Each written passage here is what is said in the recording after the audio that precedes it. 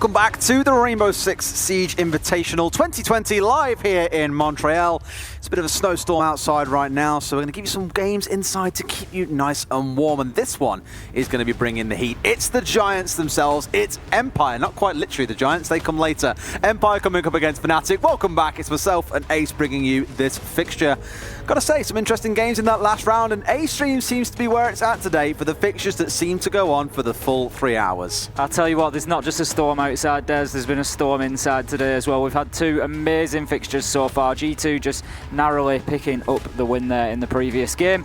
And of course, that first opener, we couldn't have asked for any better introduction to the Six Invitational 2020 than Na'Vi versus Space Station this morning. Absolutely. And like I say, now we're into the second half of the day. So right now, we will have these games going on stream. I believe on the second stream, it's Dark Zero coming up against FaZe, as you can see on your screen right now. Same sort of format as the other groups that you've seen previously. The winners of these matches will face off against each other tomorrow. The winner of those progresses through to playoffs. The loser will fall into the lower bracket to play against whichever team wins out of the two teams that lose the games that are about to be played now. It's almost like a micro tournament in itself as well, which makes things really interesting as everyone has that second chance to redeem themselves and show that sometimes things are a bit of a one-off when you trip up and don't quite win your series. Interestingly, Fnatic found themselves in Group A at the previous Six Invitational, and they actually topped the group. So, you know, do they like Group A? Do they like Group B? Do they like Group C? Time will tell. Who knows, but they've done well there before. And the big one to really kind of drive home about this game in particular is it is David versus Goliath. Empire were one of the finalists at the Six Invitational last year. They are heralded as the strongest, most consistent, most intimidating team in Europe at the best of times. Coming up against Fnatic, from APAC, a region that, without really shaming anyone too hard, probably isn't one of the more competitive regions around the world right now. But Fnatic are the most competitive team from that region, so fingers crossed they can bring something to the table today. Absolutely, they're here to play like everybody is. You don't get to the Invitational by accident. Looking at the roster for Empire now, they're all household names in terms of Oh, Siege. yes, they are. You know exactly who they all are. Shepard, Kazeka, Dan, Scyther, Joystick. They need no introduction whatsoever. We've had some slight changes to role recently. Joystick stepping back from the main fragger onto more of a sort of a heavy support at times role. We've had Shepard particularly stepping up, and Kazeka as well in the fragging terms. Shepard has been going absolutely crazy over the last couple of weeks. It's really interesting because these guys have gone through a couple of changes where Dan was brought in, for example, in place of Shockwave. Didn't even skip a beat, they just kept on dominating everyone. Shepard recently moved from playing more of a supportive role to being a fragger. Again, without skipping a beat, they are still stepping through and slamming everyone everywhere. So it just seems there is very little that actually phases this team. They're happy to keep on playing their game the same way, and they are known in Siege for being this team that will play a defensive setup the same way every single time. The whole idea is they rehearse it to the absolute death, account for every single opportunity that might arise for the opponent and have a way to deal with it. But let's see, of course, if Fnatic can expose that today. They've got Virtue, Lusty, Magnet, Mentalist, and Tex on side. And I gotta say, speaking to Dizzle yesterday, one of the, again, greats of the Rainbow Six Siege scene, he was saying for these boys, they're quite famous out in Asia, actually. There's a lot of fans around there that really support them in Japan, in China, for example.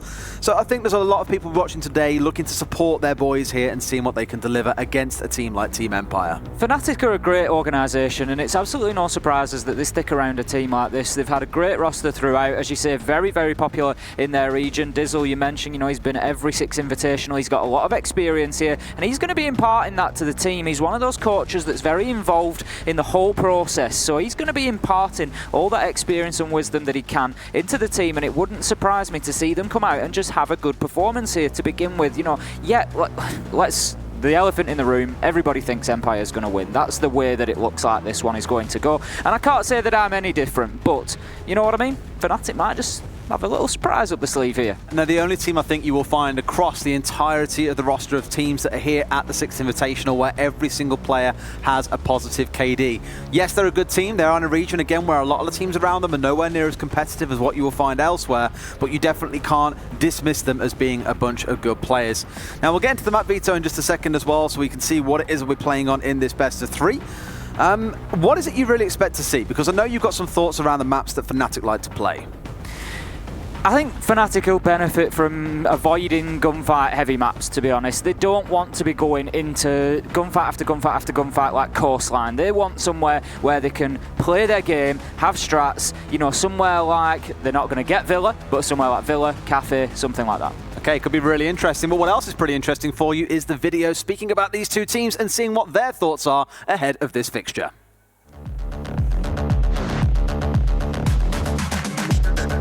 I'm the team captain of Team Empire, and I'm filling the roles which team needs.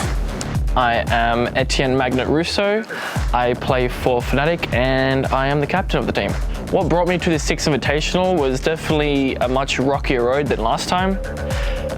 In the APAC finals at the end of last year, unfortunately we lost, so we had a final chance to qualify for the Six Invitational, which is just where the APAC Six Invitational qualifies. With our 2 new members, we managed to go through the whole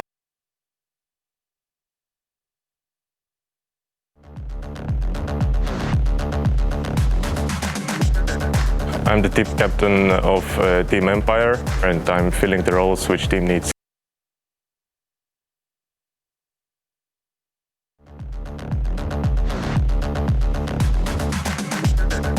I'm the team captain of Team Empire, and I'm filling the roles which team needs.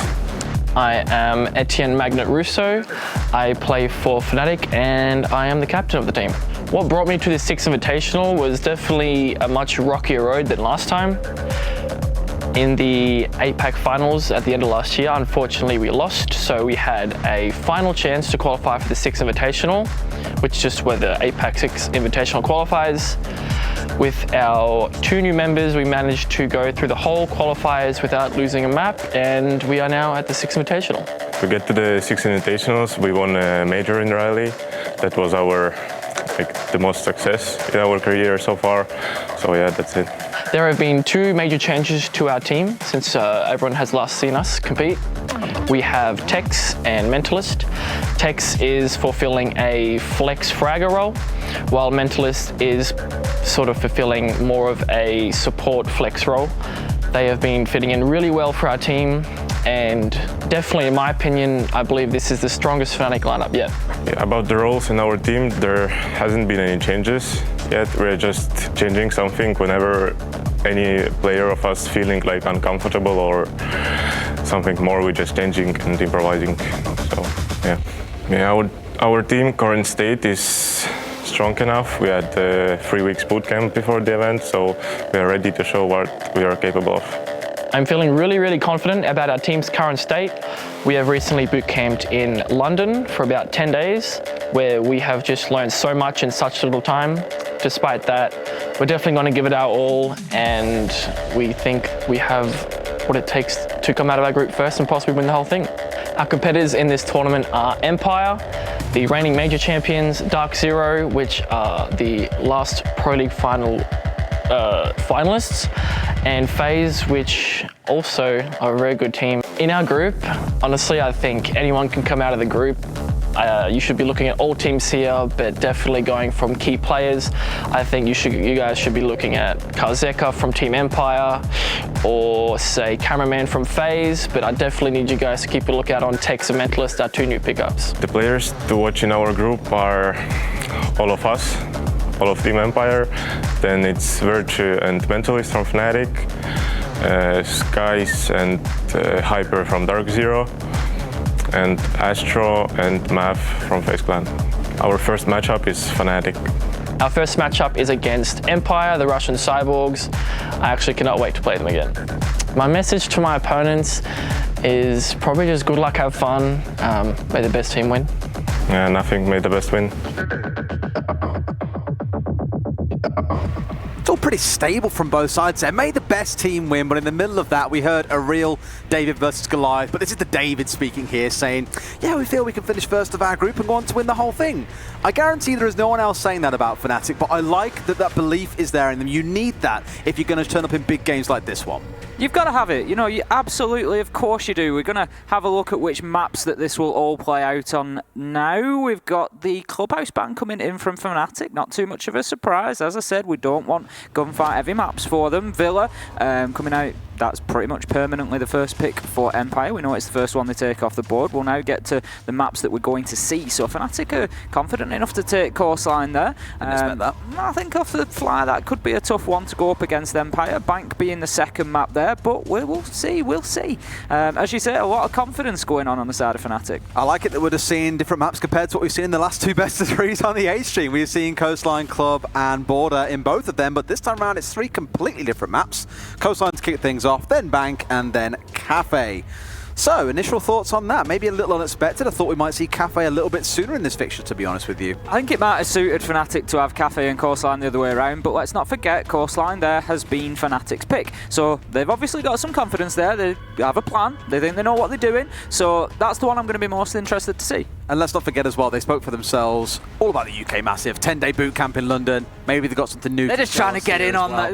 They just want our support. Don't worry, boys. You have our love, if nothing else. Two of the guys are featuring for you here is Shepard and Magnet. Shepard, again, look at those eyes. Are you not intimidated? Because I would be, and I'm pretty sure the majority of the other side are as well. The guy's been a beast, a very much so hallmark of this team. Again, this guy changes roles seemingly every other week and seems to shine no matter where you put him.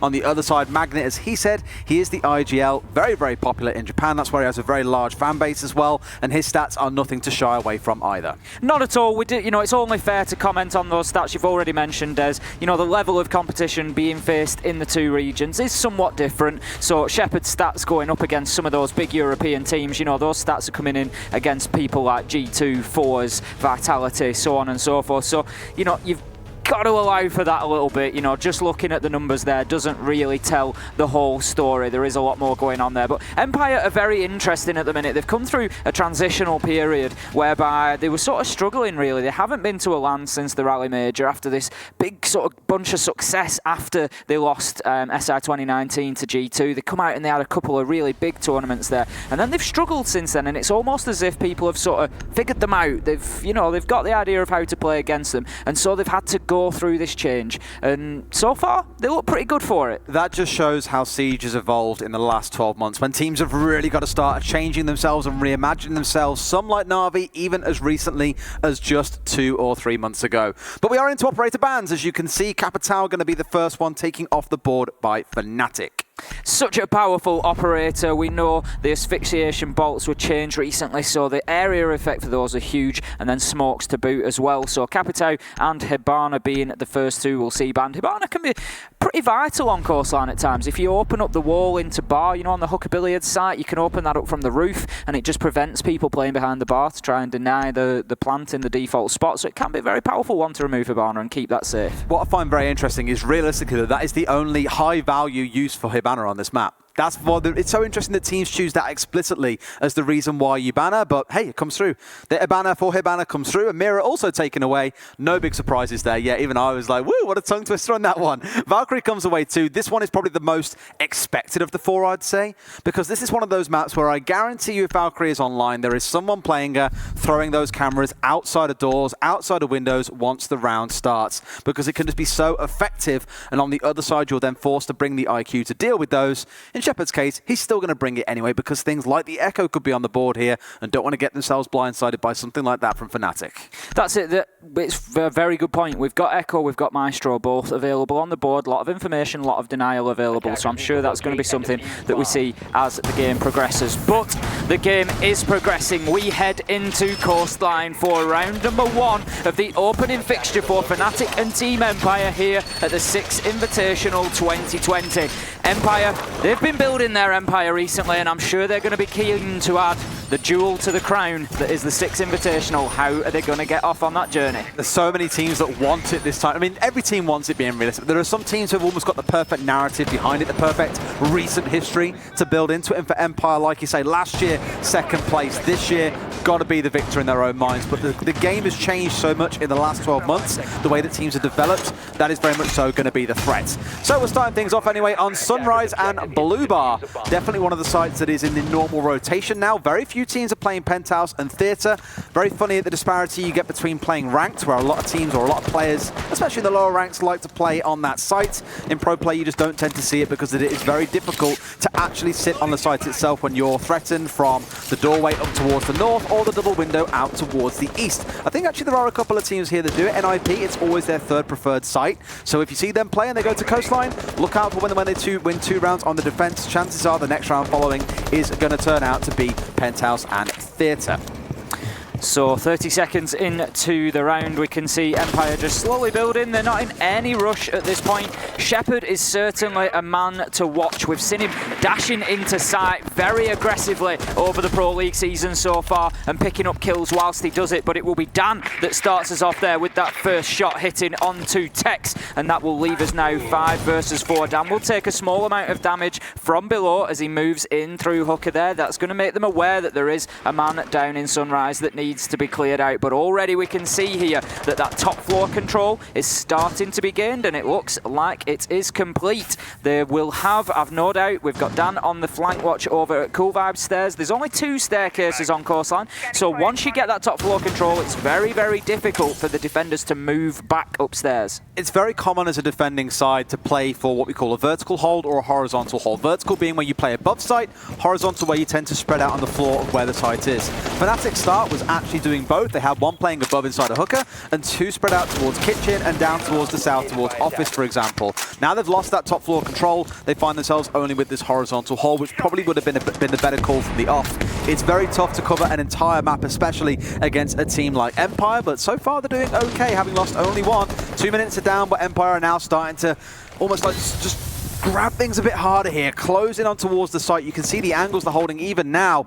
So it's on Fnatic and their resilience here in winning these gunfights when the push inevitably does come in from Team Empire.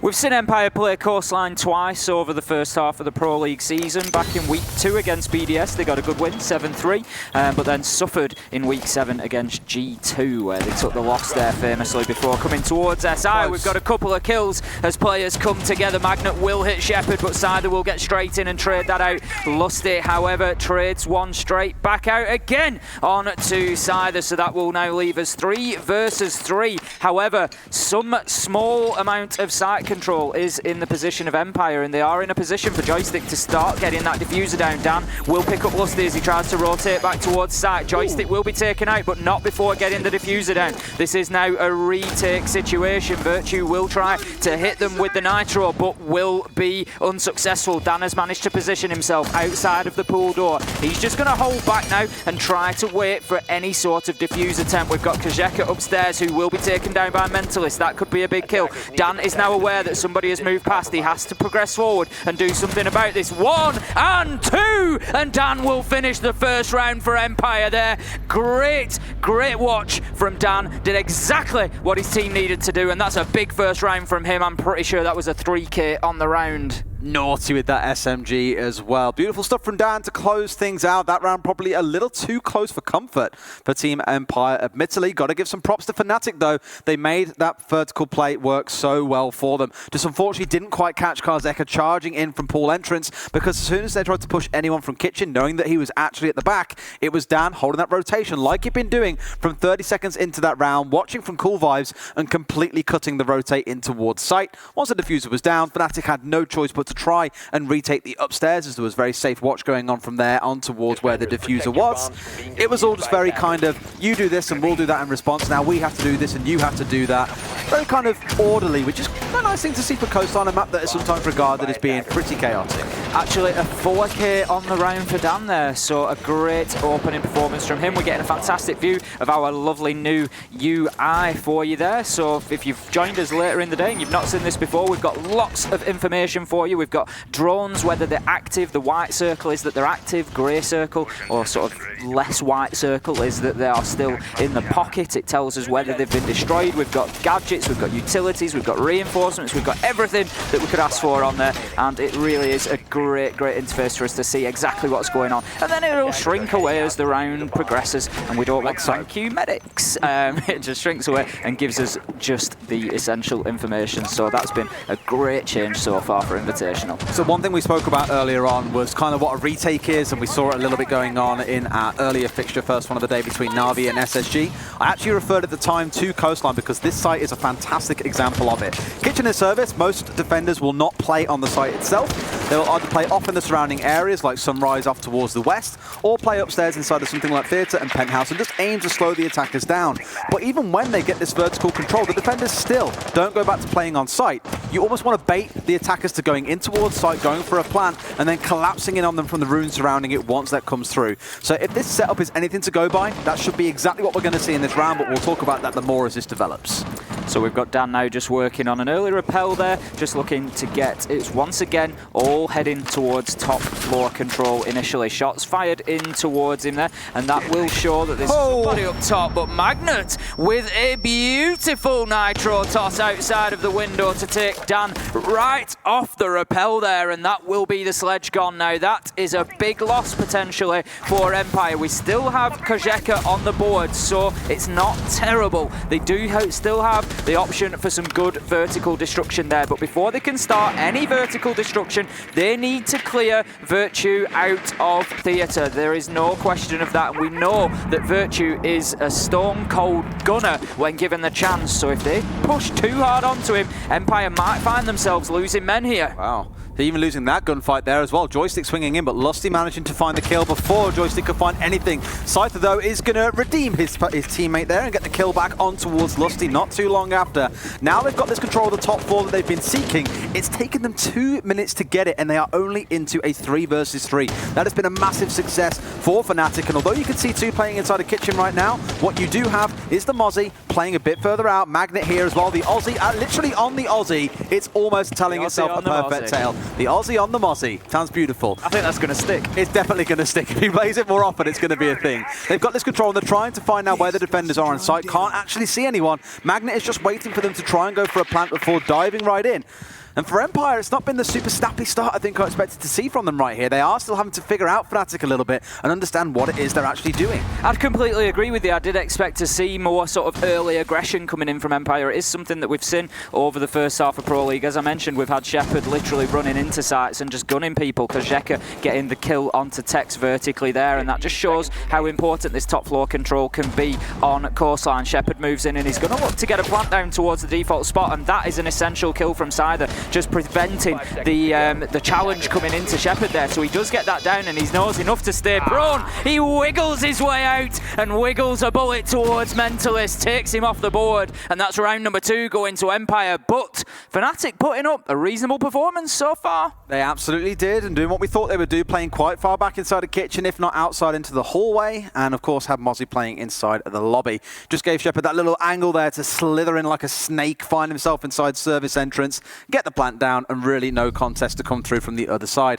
Karzeka being upstairs and holding that angle for them was also very key, because if anyone did try and push, he was there waiting, ready to protect Shepard.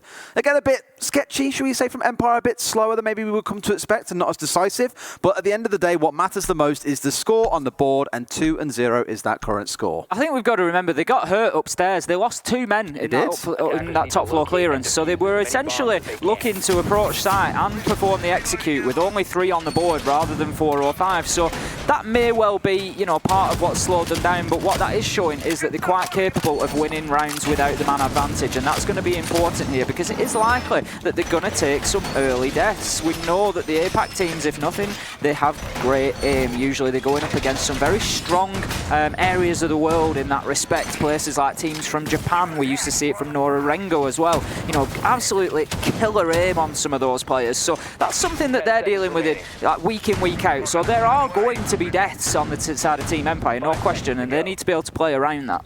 It's where the strength comes in then from the strategy and all the rest of it that comes with it as well for Empire. Things that got them to the grand final last year.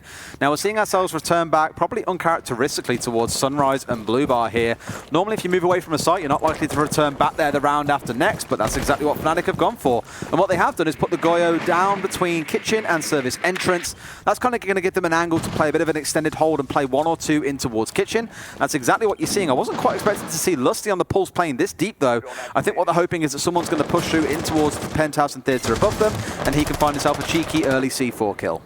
I think I think this is playing into the hands of Team Empire at the minute because it's allowing them to, as we've said so many times, Team Empire excel when they can carry out the same actions in the same way and they just use the skill and they're better than you and they can keep to that structure. They are more than capable of varying if they need to, but that's when they start really getting aggressive and excelling, and that's what they're being allowed to do at the minute. It's pretty much get in, get some top floor control, kill the roamers and then move on to site, and the more that they're allowed to do that in the same way, the more difficult it will become. If we saw a top floor site, it's not really necessary then to have bottom floor roamers. You may have one that can be, you know, cleared out or waste some time, but ultimately not that necessary. So they could just maybe mix it up a little bit and prevent Empire getting into this rinse and repeat routine. Well, you can see where most of the members of Empire are on the overview camera. They've got 2 to 3 players stacking up towards the northwest here outside of pool entrance, and then 2 pushing down the main hallway again to try and put some pressure, I think, on Cool Vibes and unseat Tex from the spot where Dan was playing earlier on. In a great spot though, Dan will unseat Tex, just like said. So now Dan goes, thank you very much, Cool Vibes is my spot if you don't remember from earlier on. I'll take it back once again. So they've now managed to cut off the rotates coming through from kitchen. It should play out exactly the same as last time. You go for a plan from inside of pool entrance with that cover from Dan, and there is very little room to contest him. That's it, Fnatic really need a plan to prevent that. Dan gets a second, and this is exactly what I was saying. Empire now being allowed into this zone whereby they can get into the same positions, make the same challenges, and they are going to win those fights 9 times out of 10, let me tell you. So Magnet is the important operator here. In comes one nade. He still holds fast. He needs to hold this doorway. He cannot allow Empire to clear him out, because as soon as they do, the avenue opens up to get that diffuser down. Joystick will get the kill onto Lusty, and that now leaves us 5 versus 2. Things looking a little dicey for Fnatic here, to say the least. In comes a drone, in comes a challenge. Magnet gets one. Shepard trades it out with a kill onto Magnet, and that now leaves Mentalist in a 1 versus 4. 1 versus 3 as he takes Shepard off the board and gets the diffuser down. This could be a potential clutch for Mentalist here. He has the diffuser beneath his feet. He can keep himself safe behind the reinforcement. 10 seconds to go. Empire have to push here. He knows that. That's another kill. 1v2, 1v1, and the clutch comes in from Mentalist. 1v4. He played it perfectly. That is an unbelievable play from the APAC team. Cyborgs is what he says. What are they to a man? And Mentalist goes insane at the end of that round. Beautiful stuff, because you even saw from Empire, one of them stopped to go on drones, to drone the other 2 in. They knew exactly where Mentalist was, but he hit those first time shots every single time and found those final 3 kills. It was like a hen protecting an egg she'd just laid. He was saying, no one's getting this diffuser, it's mine. You're right, Des. I'm not even going to try to contest that one. The key to that whole clutch for me there were 2 things. One was great decision-making from Mentalist. He recognised that he had 15 seconds left to live out that round and that the diffuser needed to be collected, really. He knew that Empire were going to come for the kill, but he knew that they would likely want to get that diffuser in hand. So he sat himself in that tight corner behind that reinforcement. No chance for a wallbang or any cheap kill like that, and he forced them to come and get it and got the kill as that happened. But for me, the real key there was the beauty of that shot. I think it was Joystick who came through from Blue Bar, and he just hit him with a flick shot that was brilliant, and it just opened up the clutch for him, and then he was able to finish one towards the bar area. So great plays from him, and I'm sure we're going to be seeing that one on the highlight reel. Absolutely, and again, one of those kind of things that you'll save forever and stick away in your portfolio for a rainy day. Got to give it though to Fnatic overall, and Magnet especially there in that round. You said yourself, he needed to hold fast and really shut down Empire from storming the way in. He wasted a lot of time there. They knew he was sat in that doorway watching pool entrance, and even with Empire trying to send 2, 3 people through, he still managed to find a single kill and waste effectively 2 minutes of that round. So just slowing Empire down is actually working pretty well for them so far. And in a way, that played into Mentalist clutch, because Magnet managed to waste that much time. As I'd said, it then meant that we were down to 10-15 seconds when ultimately the push had to come along. So yeah, it all played into Mentalist's hands there, but he made exactly the right choices, and it was great from him. It's certainly one to look back at and break down in terms of that decision-making process. 2-1 in favour of Team Empire. Fnatic will be happy to have got themselves one on the board. Again, sticking with those bottom floor sites. Virtue playing himself inside of Theatre. Again, he's got himself a couple of Goyo shields there just to try and defend this 90 corridor area. We can see one has been detonated, but that slows things down for 10 seconds. He can't be pushed. Magnet with his second Nitro kill of the game, this time onto Joystick. Last time it was Dan taken off the rappel, but we can see Ash just lying cold on the ground there, and that will be 5-4 in favour of Fnatic. And just as I said, they were not going to be scared by Empire. They're quite happy to play from that underdog position, and they're really starting to make a game of this one.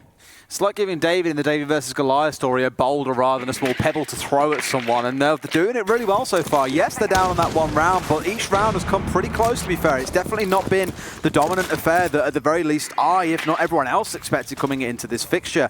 Virtue's still hanging around here inside of Theatre with a beautiful little spray into Scyther. Brings him down before he can do anything. Wasn't even looking for a fight. But Virtue says, I don't care. He needs to disappear. Knows one more's got off towards the right-hand side here, towards the double window. And they still need to be contesting this one right now. Going to find a spray coming through. It's going to be yet another kill for Virtue. Even in the interview, we saw them saying at the start, you've got to watch out for this man. And this is giving you more than enough reason. 3 kills so far in this round. And Dan has got the world to achieve if he wants to win this round. I'm pretty sure the words I used was Stone Cold Gunner for Virtue, and he's proving me right. Dan will take his life ultimately, but I tell you what, he'd have happily traded it for the 3 that he got from Empire. That now leaves us in a 1 versus 4, and Fnatic are aware of Dan's location. They know where he's going to be pushing from. Shots come in there. He will take out the default camp.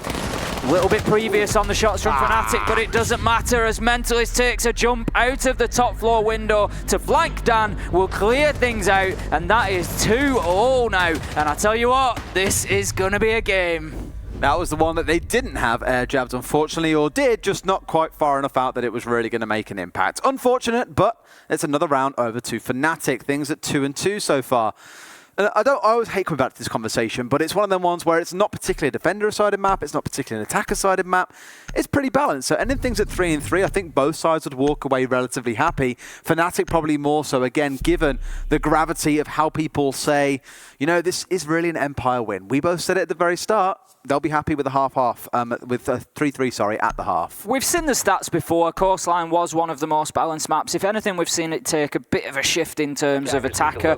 But I've said it before, I'll say it again. When we say that places are attacker-favoured, defender-favoured, quite often when you look at those statistics, you may be looking at 55% to 45, you know, 60-40 at a push. And that's not really that significant in terms of statistics. It's still reasonably even. And I think that's definitely the sort of region that we're in with Coastline there. You know, yes, there might be a slight attacker favour, but on any given day, this map can play out in very different ways. And as you say, Fnatic can come away from this 3 apiece before getting onto the attack. I think they're going to be pretty happy with that. I'm not sure about Empire. I think they'd have probably taken it as well. I think Empire are going to be reasonably confident on their defence of Coastline. Now things move upstairs into Hooker and Billiards. So this is the more common, shall we say, site out that you will see on Coastline. It's kind of the default that most games will start up on unless a team is trying to use the first round advantage to try and surprise the opposition by taking them to a less common site. So expect to see quite a bit of a aggressive assault from the outside. It's very common. You'll see a couple of members stacking up on the northwest balcony. You'll see one going on the double window that looks in towards Billiards. You'll see some trying to threaten in from towards Aqua. Right now, a lot of the attention is actually on the east side of the map. So Empire going for a full clear of the map here to make sure there isn't going to be an annoying magnet lurking around somewhere to catch them off guard later on. 2 Nitros will do that for you. It will. That's exactly what Magnet has had so far, 2 kills on those. But Empire know that Fnatic are playing pretty freely around the map. They've had it, they've experienced it, they've lost men to it in almost every round so far. So it's no surprise to see them looking to push across the entire map and just clear those roamers out and not allow them to have such a big impact on the round. We can see Dan now pushing in, but we're already a minute down, and there's obviously been a lot of information gathering going on so far, but Team Empire now need to put that information to the best use that they can, and they need to start thinking about speeding things up. We haven't had any kills yet, we haven't had any pressure put onto site. It's not the end of the world, but it's just something that they need to be aware of, is the clock. That it can be a pretty big part of it. And I believe this is the first round that we've seen Mentalist knocked on Goyo. I think every other round he's played it so far. So despite things going pretty well for Fnatic in the last 2 rounds, clearly deciding that for this side, at the very least, he's not something they want. Most teams will actually bring Goyo here and drop down the shields for between the pool table and the bomb, for example. One looking in towards Aqua, and then one normally outside on 90 or something like that, maybe inside a hooker itself. But clearly for these guys, that is not part of the plan. One thing that is definitely part of the plan is the Mozzie. They have brought this every single time so far, it seems. Goyo, great operator. You know, why would you not want to bring him? I'm not criticising the fact that they haven't, but yeah, he's extremely useful. Great gun, very useful gadget. You know, we've seen him, he's got so many different uses as Goyo, and he's only been in competitive Siege for a short time, but he's already being really well utilised. Virtue with the opening kill onto Karjeka, that keeps us even, I think, in the entry stakes or thereabouts. It might actually just put Fnatic up by 1. I think they are 3 and 2 at the minute at picking up those first kills.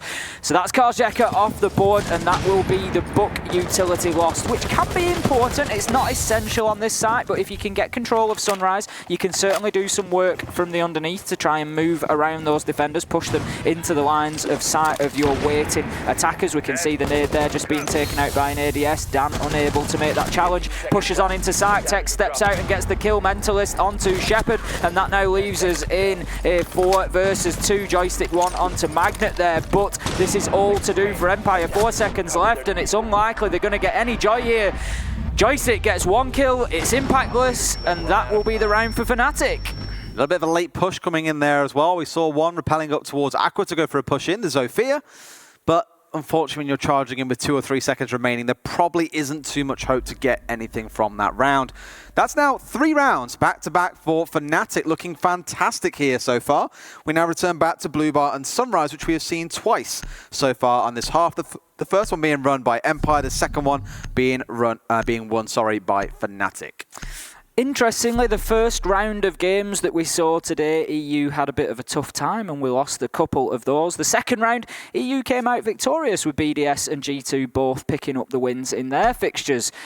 Is that going to be a bit of an omen here, Des? Round 1, not so good. Round 2, great. Round 3, are Empire going to struggle? Attackers need to locate. Could come down to it. The big key thing for me in the last round, or in the first round at least when Empire did win, was the fact that they got Dan on cool vibes ridiculously quick, i.e. within 30 seconds, he was there dicing the defenders in half. They had 2 pushing in from around Kitchen, they had a couple playing on site off towards the west, and Dan was what kind of parted the Red Sea in this case and just kept them completely separate and said, if you rotate through, I will kill you. That's exactly what it did by finding himself a 4K in that first round. The second time round, it took him an extra minute or so to get into that position, and I think we saw from Fnatic they were a lot more aware. Virtue tried to push up cool vibes and got himself tagged in the head as he tried to go and contest Dan, but either way things just played out a lot better for them thanks to that massive clutch from Mentalist at the end.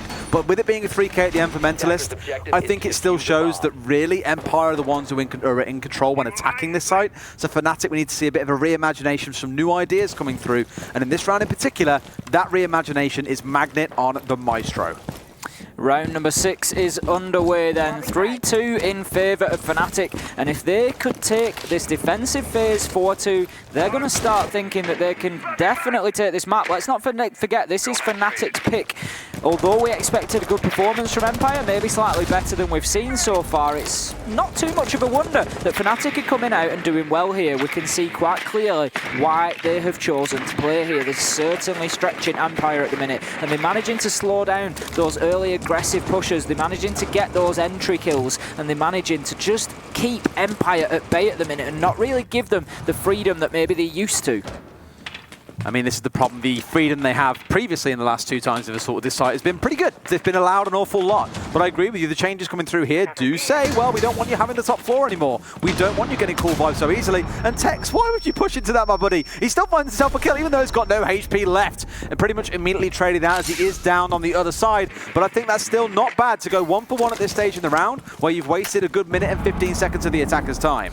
Dan will finish Tex off with the nade toss, and that will leave us in a 4 versus 4. 1.5 minutes, as you say, before Empire can get in and get that top floor control. We've still got a man just at the top of the main stairs there playing, but Sider will take the head off Virtue, but will be challenged on a refrag from Mentalist there, so that now leaves us in a 3 versus 3. 1 minute 15 left to go, and Empire need to start thinking with the shortage of operators they've now got exactly how how they're going to position and push onto site here. Where does the execute come from? They need to get control of A, the position that they're doing now, and then B, the pool entrance. Those are the two areas that they need control with if they're going to push on and execute onto site with only 3 men. You can see the retake setup coming out of Fnatic as well. 2 of them playing off-site right now. 1 tucked away right in the back corner from Magnet here to make sure no one charges in for a pool entrance plan. Shepard looks to be setting up for that, and you've got Lusty and Mentalist watching the key angles for those that would dare try and rotate in. Dan jumps onto the drones to find out where these couple of members are lurking so the rest of the team can act. But with 30 seconds left, they've got to start acting soon, and Shepard does exactly that. That means there is now no one in sight, and Shepard can look to go for a plant in the very back corner if he wants to. And that is exactly what's going to need to happen. 20 seconds to go. It's unlikely that Fnatic are going to push to any degree that will allow Empire to completely clean house here. But how about that? Oh, they downed him. Come in, down Shepard, and the diffuser is cold on the ground. Dan looking to push in and pick up where his teammate left off. Karjeka gets one onto Lusty, traded out by Mentalist, leaves us now in a 1 versus 1. Dan needs the kill, but won't get it as Mentalist steps in. Gets the round for his team once again, and Mentalist is having a big day today, and that is largely coming on the Goyo. Absolutely is. Like you say, it all seems to be on the Goyo with the semi-automatic as well, working wonders for them. 4-2 at the split. 4 defensive rounds against Team Empire is definitely nothing to shy away from. That is a fantastic stat line for Fnatic.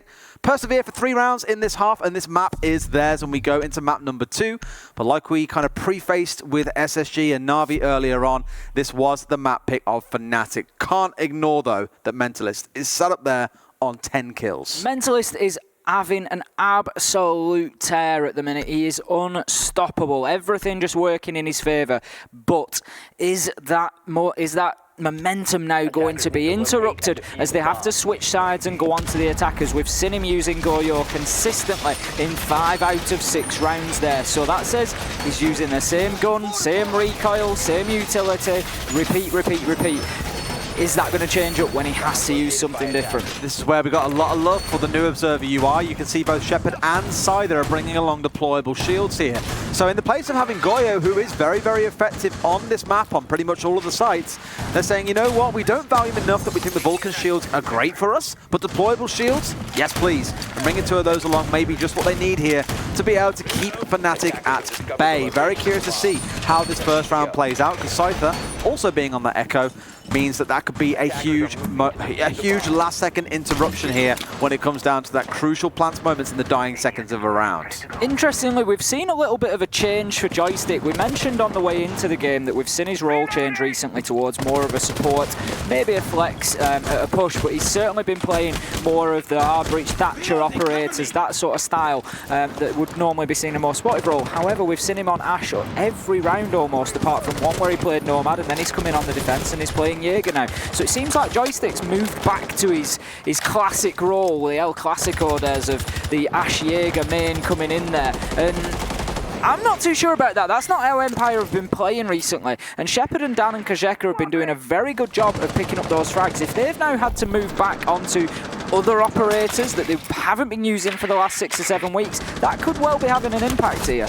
Dan trying to get close, but just in the nick of time, we saw Virtue jump onto his drone, get the indication that a Vigil was nearby, and he was alarmed straight away, guns up, ready to contest Dan.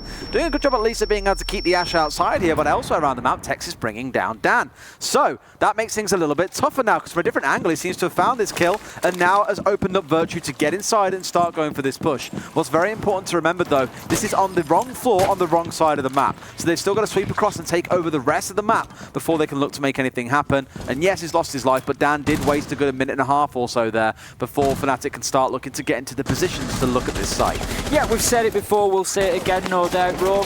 Roma's primary job is to waste as much time as possible. If you can take a man or two to ace the whole enemy team, as many would have you think. Well, you know, sometimes that is a handy little trait, but generally speaking, they're looking to waste as much time as possible. If you can take a man or two with you, that's absolutely fantastic. Burn some utility, but it's not essential. So 1.5 minutes and a half is a good job for Aroma. Great double kill coming out. Kajeka, Shepherd, and another one for Kajeka. That now leaves us in a 4 versus 2 with only a minute left on the clock. Kajeka gets 3 on the game, 4 versus 1 now. And this is Kajeka living up to exactly what we've seen through the Pro League season so far. And that is an absolute powerhouse on defense. He's right up there towards the top of the leaderboard in terms of frags, but most of them have come on defense. And this is exactly why. Shepherd will finish things off. 3 for Kajeka on the round as well. And that was a bit more the Empire we're used to seeing.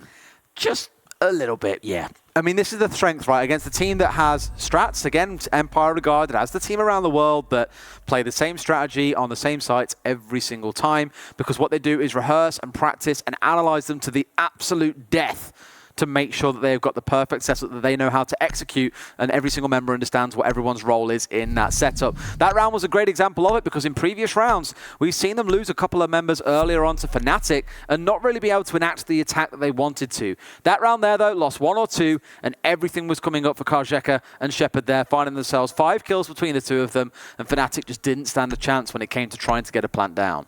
Very, very exciting game once again. It seems to be a little bit of a trait that we're developing here at Six Invitational, Des, that we get in these games where it's just back and forth and there is no clear prediction as to who is going to come out the victor.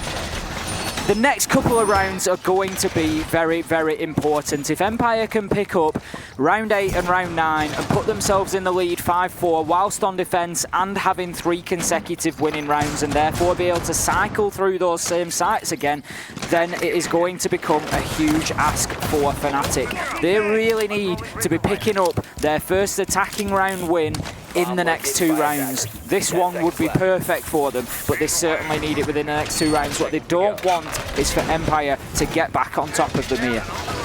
That's the thing, one more round and suddenly all the hard work they've done earlier on is balanced out and Empire are back in control. But let's not write them off. Fnatic still plenty of opportunity here to cause a bit of an upset, as we said earlier on, and still take this map away. The Lion being brought along this time should at least make things a little bit easier when trying to play aggressively.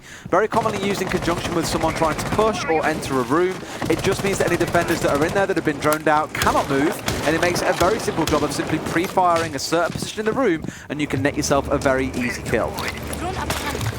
30 seconds gone on the round so far, and we are still pretty much in a strong droning phase, although we can see a couple of Fnatic members just moving in behind those drones as well. So that's just a really great example of teamwork there. Quite often how the pros will do it is they will have 1 or 2 more supportive players on the drones, leading them through, calling that information out so that the fraggers who are pushing in for those entry kills can react quickly to them. We've got Joystick just back in the depths of theatre here. We saw Virtue have an absolute storm from this same position, and how is that for an angle? He will take some shots as one of the Fnatic players dashes across the Hall of Fame door. Nothing will connect, but Joystick is certainly looking for a fight in that position, and he's going to need clearing out of theatre. They can't ignore him and they can't leave him, because if they do, then Joystick's going to move away and hit you on the flank, but he is not going to hit anybody as Magnet gets him and gets the headshot onto him. So that leaves us 5 versus 4, early advantage in favour of Team Fnatic, but we saw this last round and it did not worry Empire in the slightest. The vertical control that we spoke about earlier on, they've given it away very happily and said, look, if you guys want it, you guys can have it.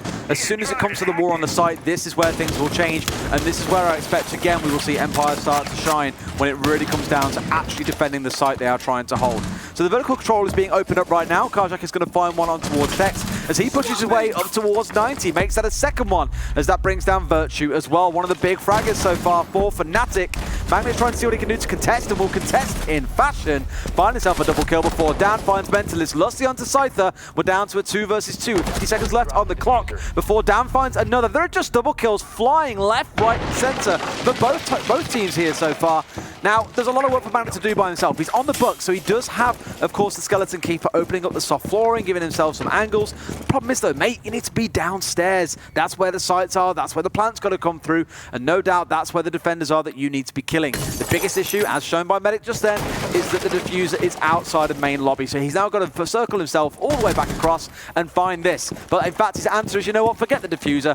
I'm going to do something unexpected and find myself some kills from the back. Not that it matters too much. Could have been close, but Dan was there ready and finds himself a 3 kill in that round. Great round for Dan and Kajeka there, working together well. Kajeka went down, but Dan was in place to trade it out, and they really did bring that round home for Empire then. Kajeka, as I've said, an absolute demon on defence. You put him on there, and he really is going to dominate. That's something that Fnatic need to recognise quickly, and they need to start picking out the operators that Kajeka is using repeatedly. Mozzie, they need to be locating him in the map, and they need to be going in mob-handed 2-3 and just getting the kill and getting him off the map. That is going to be very important, because if he is allowed to remain out there at large, he's going to roam, he's going to flank, he's going to hurt you, and that's what we've seen in the last 2 rounds. And Empire now bring themselves level 4-all coming into round number 9. And yet to drop a defensive round is probably the big thing to note. Yes, it's only been 2, but I think it's fair to say both have been relatively decisive so far. Even in the way they've wasted time, and even when it comes down to a 1 versus 1, still in a spot where they don't look uncomfortable or uncertain of what the outcome should realistically be. So we're heading in towards Sunrise and Blue Bar, very similar to what you've seen previously. Take over the top floor, look to assault down from there. It's a very simple game to play. Unfortunately, Siege likes to add a lot of complexities around such a simple plan. And normally that's because there is a team standing in the way. In this case, it is Team Empire. Now, you can see those pests going down off towards Aqua. I think a lot of this is just to aim to lock down Hooker and Billiard to make it very tough to get any key intel on the way in towards this top floor. So much so that you can see they've even got 3 people playing on the upstairs right now. We can see Kajeka just positioning those pests around, and what you're trying to do with those, we've got the mute combo as well. This is something that we quite often see if you're a bit of a newer viewer. Basically, you've got mute, you've got Mozzie, they're both capable of denying drones. So by strategically placing the pests and the jammers around a top floor like that, you can pretty much black out almost the entire top floor from drones. And that's what you're wanting to do. You want those attackers to have to push in without that information, without that knowledge. So it's not about capturing the drones, it's not about being able to use them for yourself necessarily. If you get one, it's a bonus, of course, but it's not essential. More what you're trying to do is just prevent them moving into those areas, so they have to face check everything. They have to push in there with their ADS and try and make the challenge onto something that is just completely unknown to them. So it gives you a little bit of an advantage at least, but we can see some early kitchen work there coming in from Virtue. He's not going to get shots onto anybody, and Empire quite happy at this stage. Nearly half of the round wasted, no hit points lost, not really being pressured or moved around. They're pretty much going to just do as they are doing. Poor Kajeka here, absolutely pinned out from every angle. I think he first got caught by the drone of the Lion, and then there were 2 members, one watching either door. So I think his response here might have to be to bail in towards the courtyard unless he holds his firm and tries to go for the fight. But he's moved again, and now they know where he is once again. Now is the time to push, and he gets lost out from the roof. Magnet picks him off, Tex finds one onto Scyther, and Empire are now down 2 members with a minute and 15 left on the clock.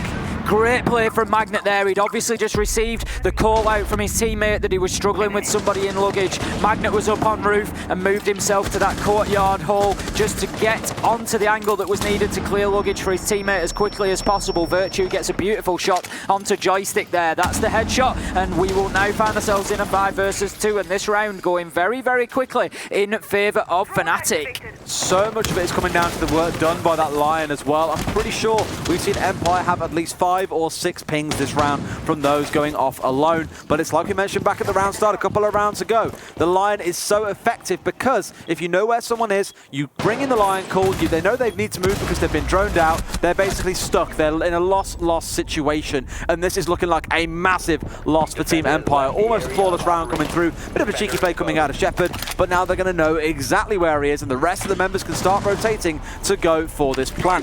20 seconds left on the clock, and Lusty is finally going to start going for that plan. Down to 3 seconds remaining, and there's very little opportunity here for Shepard to do much. He does bring down Mentalist, but in a 5 versus 1, in 40 seconds left on the clock, well, there's not really much hope for them here, is there, Ace? This is a 1 in 10,000, 1 in 100,000 success rate. It really is difficult and was very unlikely that he would achieve that. Fnatic, once again, not taking anything away from them. That was a great round for Fnatic. What they did extremely well there was use their position and other operators on their team to force Empire players to move around. And you noticed it, I think it was the second to last kill there, just the one before Shepard. The man was in Sunrise, and as soon as he took 1 step to the right, bang, he was dead, and he was being pushed into a line of fire by the vertical control above him, and that was really important, and that was something they did very well. We saw again the same, I commented on it at the time, Magnet from rooftop managed to get the kill into luggage, and it was because a man was pushing him from main stairs, and it just forced him to move around. Magnet got himself into position to have that crossfire and get the kill, and that is something that Fnatic have done very, very well there, and that is basically make Empire dance to their beat.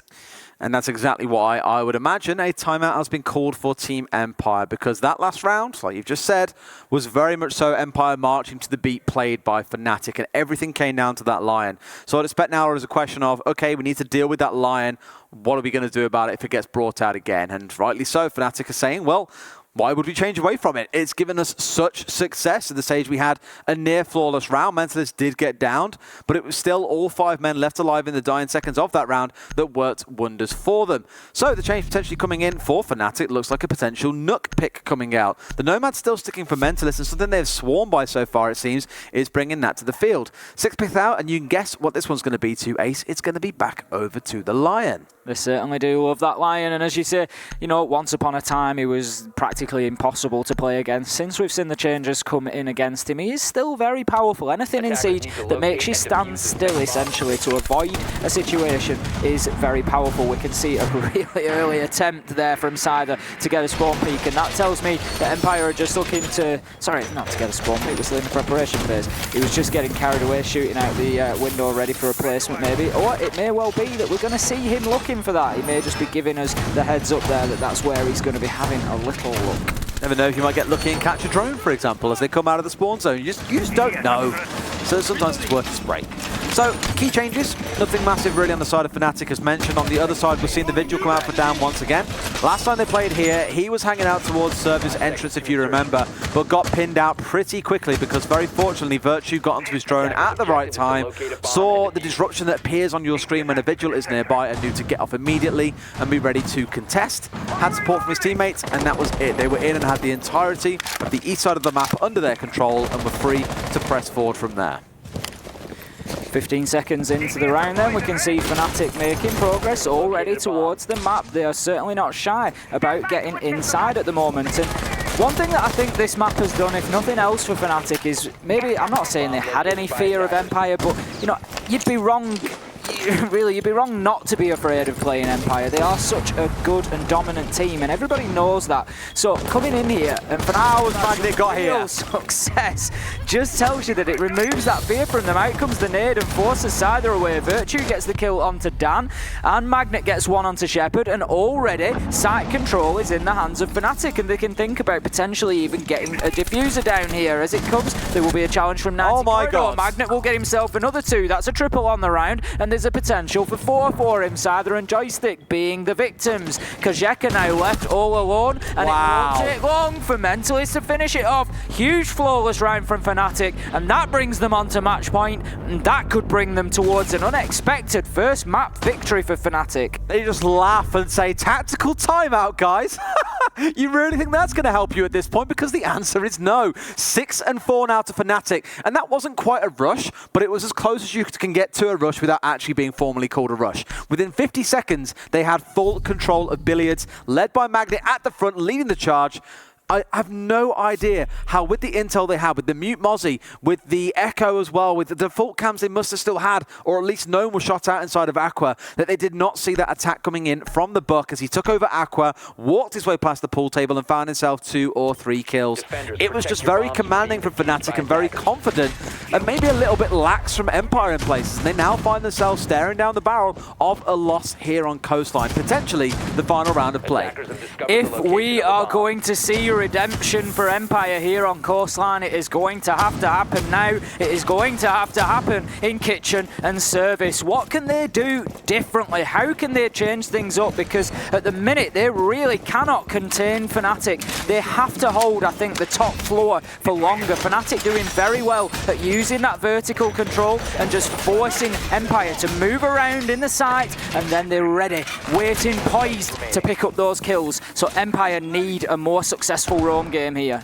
They do, and maybe there's something to be given here from Dan going across to the Legion, because like said in the last round, they just were not prepared for that. So at least by having the goo mines here, they'll have the option to play what we said earlier on, where it's more of an intel operator than it is strictly a denial one. Because if someone walks over your goo mine, as long as you're an attentive player, which Dan should be, as any pro player should be, you're going to know which mine was destroyed and therefore where the attackers are pushing from. But otherwise, the big change they're bringing through here is the Goyo for Shepard. We saw this employed by Fnatic, I think in the first 4 or 5 rounds of their defense. No reason why Empire shouldn't try and do the same. It is one of those maps where he is very effective. So basically, what Fnatic are going to try and do here is they're going to get themselves in upstairs. They're going to look to get the kills onto Joystick and Kajeka, usually by challenging them 1 or 2 at a time if they can do. So if Joystick manages to get a kill, hopefully then he will be traded out. Fnatic will happily give 1 or 2 men, if necessary, to this top floor roam clearance, but they won't want to sacrifice any more than that. Once they have got rid of Joystick and Kajeka, theoretically, they then move Mentalist out to those staircases. He will put air jabs in place, and that secures the top floor. Any defender then moving back up those staircases would trigger the air jab, and that would let Fnatic know that they were being flanked, and they could react accordingly. But it all comes down to getting rid of these roamers first of all. Once they've done that, they will start to open the floor up with the book, and they'll get those vertical angles into sight. And as we keep commenting on, that is one of the ways in which they are beating Empire at the minute, is they're forcing the defenders to move around, move out of spots that they're comfortable in, that they've got utility to protect them, and as they do, they've got other guns trained on the sites, ready to go, and they're picking up the kills. So back in round 8, we last saw this setup, and while things are looking pretty much identical, you're seeing Joystick on the Jaeger playing inside of Theatre, just trying to look towards those pushing in from Penthouse. You had the Mozzie playing on 90. Everything's lined up pretty much the same way, so much so that actually what they've said is forget about that, let's just push through Kitchen. Now you're going to have the Goyo waiting, but it's Virtue who wins that gunfight. Lusty is free to go for the plant here. No one is there to stop him because everyone is so busy on the upstairs. They're going to get away with it as well, almost, I think, but no, they won't, because Dan, from across the way, is going to shut everything down. Fnatic have been torn asunder, down to a 4 versus 1. It looks so good. It was such a good plan, but Empire, they were ready, they were prepared, and it's again Magnet entire by himself here, trying to make something happen, but Empire will close out round number 11. We are going down to the wire here, Ace. Round number 12 coming at you. Would you expect anything else from a game that I cast, Des? Would you? Really? That's true. There's going to be a lot of people watching who might not have heard me cast before, and you'll see this as time goes on. I can't explain it. It's just a bit of a Siege phenomenon, but I have a real habit of casting 12 round plus matches. It really does seem to come my way, but I love it because those are the exciting ones. Those are the ones that keep you on the edge of your seat, just like Fnatic are doing today. Was it you and I who cast the 45 round best of 3, or was it me and X instead? I cast 2 that weekend. I cast 1 with XR Troika and then I cast 1 with you. Yeah, that one was ridiculous. 45 rounds of Siege, 4.5 hours that game. Twice. Twice. Only in the UK, they might say, but hey, we may yet see Fnatic versus Empire go that way. Time will tell. So going into potentially the final round of this match, once again we are going into hooker and billiards. We've seen this played a couple of times now, and if you've been watching attentively, you'll notice the same trend start to stick across rounds. Again, Empire like to defend sites the same every single time. This time round though, I would like to see them make a very small change. It's a small, tiny request, guys. Keep an eye on Aqua, because you got bullied by Magnet from there last time. Small request, please don't let Fnatic into sight within the first 50 seconds. Please don't int the round, thank you. That's all I'm asking. So, round number 12, this is Fnatic's chance to take this map here and now. And I think there's a lot of people watching at home who would have expected a quick 2-0 victory for Empire here. And I think Empire just gave Fnatic a little warning shot in that last round. They did try a little bit of a cheeky strat, jump in the kitchen window, get the diffuser down, and I think Empire were keen to just say, you just remember who you're playing against here, and that sort of stuff ain't gonna wash. But Fnatic are obviously playing with confidence. They are just gunning at the minute. Mentalist, Virtue particularly hitting the shots. Magnet with a couple of good Nitro kills on defense. He's had some great shots on the attack as well, and he's really leading his team from the front, leading by example, and that's what I like to see from a team captain in IGL.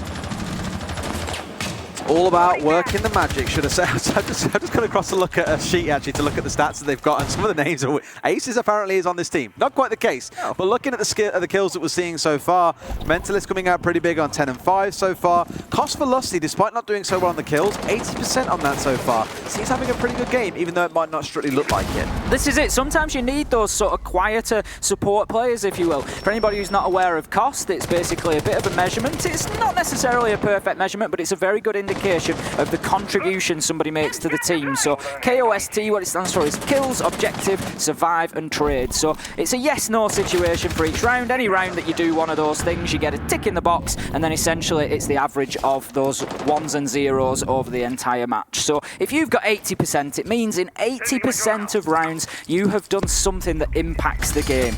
And we see an impact coming in there as Tex will level things out. A kill onto Dan, and that now leaves us 4 versus 4. We can see the Mozzie of, I would imagine, Kozheka, and would be correct, is just in courtyard. He will get caught out as he rotates around, and that will be big damage done to him, leaving him on about 26 or 27 health. Joystick not really feeling like he's made too much of an impact on this. He's playing on the Jaeger, he's playing on that more aggressive fragging role that historically we've seen him do so well on, but he just really doesn't seem to have been able to get any sort of foothold in this game. Still got the C4 available on Kozheka though. He can't play downstairs with this much health now. It is a very big risk, but at least can play on site and use this to prevent a plant if it comes through onto the default plant spot on A site. That is normally tucked away just behind the bomb on the south side here. That looks to be where Fnatic are looking to aim here, as well as that seems to be where the diffuser is rotating around to, or at least where most of the members are rotating around to, sorry. I think Tex is aware that Joystick is located, and he's just trying to see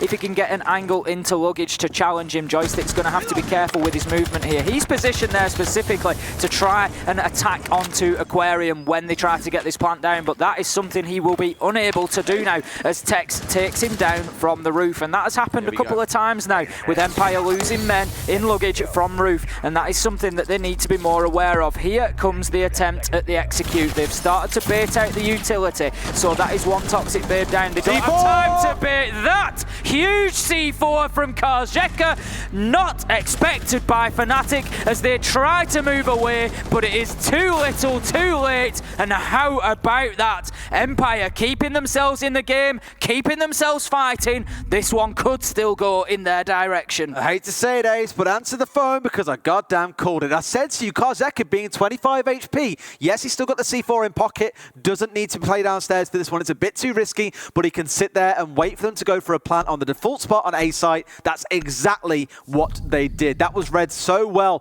by Empire because they just knew where the setup was coming from. And Fnatic maybe playing a little bit, I don't know, predictably, dare I say, because as soon as we saw the Jaeger die inside of Luggage, it was pretty evident that they were trying to put a lot of focus on clearing that area out to make Aqua safe. So all we had to see from Empire was sit back, play patient, and wait. That's exactly what they did, and a beautiful closeout to that round with a double C4 kill. That now forces us, though, into overtime. It's our first overtime of the LAN. This makes me happy. Dan and Kozheka there, 27 kills between the pair of them, but by contrast, only 15 across the other 3 Empire members. So this is something that Dan and Kozheka right now, it's no problem having a couple of players fragging out on your team, but I think there's just a little bit of room for improvement there, particularly from Joystick on only 3 kills for 9 deaths, and that's something that he needs to improve on, and it could be the difference maker. If he can step up here, that could be the push, the surge that Team Empire need to take this result from Fnatic, but I would not write Fnatic off yet. Overtime basically gives you a complete reset on how things are playing. Obviously, the key thing that changes is the number of rounds that are played in it and how you rotate between rounds as you would do normally in casual or quick play. So I think this will be an interesting one to see how the teams kind of flip-flop between each other now and how things will play now that they get their choice of sites. And for Empire, they've opted to start things off exactly where they ended, back on Hooker and Billiards. I imagine we'll see a similar sort of setup coming out of Fnatic again, looking to make something happen inside of Aqua. They just need to be dealing with that C4 play a little bit earlier on. Fnatic really need to get the win here on Coastline. They've been ahead almost the whole way. Just imagined as the impact mentally this is going to have if heading into overtime, Empire can now come through and sweep this one from under them, moving on to their own map pick. Things are going to get extremely tough for Fnatic. Regardless of what happens, chance. They can be happy with their performance here, that is without a doubt. But I would love to see Fnatic come in and take this first map, stun us all, and push us to a minimum of 3 if Empire are going to get that expected victory. Be quite terrifying, but even looking down the stats here, look how many of the opening kills we've got for Fnatic here. Every single round in that second half was taken by Fnatic when it came to an opening kill. Just goes to show they're not afraid of standing up against Empire with all the reputation, everything else that comes with it, and saying we're happy to contest. This time round though, it's Empire finding themselves a couple of opening kills. Magnet will trade it back pretty much immediately onto Karjeka as he finds the second in the round though. A minute and a half left, and there is still a numbers advantage for Empire though. It's worth pointing out, Des, that was something I said beforehand, was Fnatic will not be scared about the gun skill of Empire. They're playing in a region where they go up against teams from some of the best aim regions in the world, places like Japan, teams like Norarengo, are teams that Fnatic are regularly playing. So going up against a high gun skill team, they are not afraid, and they have shown that today. We can see now Mentalist working his way in quietly, and he will get the kill onto Dan, so that's the top fragger taken off the board for Empire, but it still leaves you the problem of joysticks. Either Shepard still on site, still with full HP, still with Yokai drones. There is a lot of work to be done here, and the time available to do it is now ticking away. 45 seconds remaining, and Fnatic need to make a move. They definitely have, and Lusty this time around rotating up towards the northwest, going instead for Hooker Balcony, it seems, than trying to go in for Aqua. They've got Magnet playing underneath here as well, to have some of the coverage that they need to make this work for them. But I imagine he needs to get up Cool Vibes here and get them some kind of control on the upstairs. Otherwise, this is a very risky push in for Lusty. Looks like he's going to try and make it happen anyway. Just a little bit of a spray through here as well to clear things out. The Echo drone is even waiting, and that could be a massive smoke grenade here, because now the Buck is blocked downstairs. Lusty has no cover. He is basically going to be pushing in blind. Let's see if he can make it work, or if Empire can shut him out before that comes to be. There's one shut down there pretty much immediately. The rest comes down to the gunfight, so into a 2 versus 2, and the plant is not going to be able to go down. Very smart play from Empire there to choke out Fnatic and not enable them to give each other the support they required to make that work. Great thought process on the use of that Toxic Babe canister there. As you said quite rightly, Des, just blocked Buck off, forced him downstairs. He had to try and move on to the rappel, and then when he was going through that animation, lost his life. You know what I never thought I'd say about the difference between these two teams is right now, Empire are not playing as a team. Every single time. Think about it in that last round. We saw Dan die alone inside service.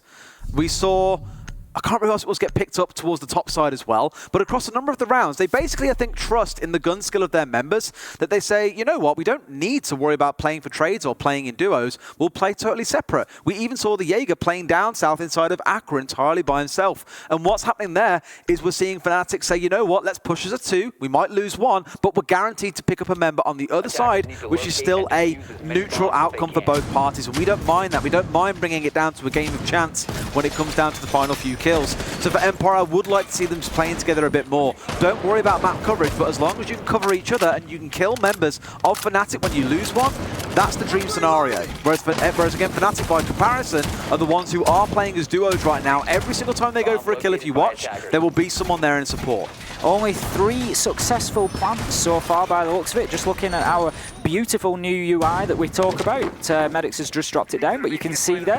Thank you, Medics. He's brought it by for me. So we've got some numbers on there. You've got kills, assists, deaths, and then the last fixture there is actually the number of objectives played. So you've got to give a shout out to the small players, right? Yeah, this is it. This is the sort of information that we need, because it's all well and good looking and you see somebody's got 5 kills, but then if they've got 3 plants and you can see that, it tells you that they're just fulfilling another task and that they are contributing to the team. So that's a nice addition. How about this? My God. A huge start from Virtue, coming in with a big triple kill. He will take out either Karjeka and Dan and will lose his life in the end, but he won't care a jot about that. I guarantee the Fnatic comms are going wild at that point. That is an APAC special if ever I've seen one. Father's Back are a team renowned for doing exactly the same, standing in front of windows and doors, and as soon as you tear them down, well, you've got guns blazing in your face. You don't even know what's hitting you. It's like opening a jack in the box with every window you try and go through if you have not had time to drone it out successfully. But look at what Fnatic have brought. They've got the Mozzie and the Mute. They're very good at denying this intel from the other side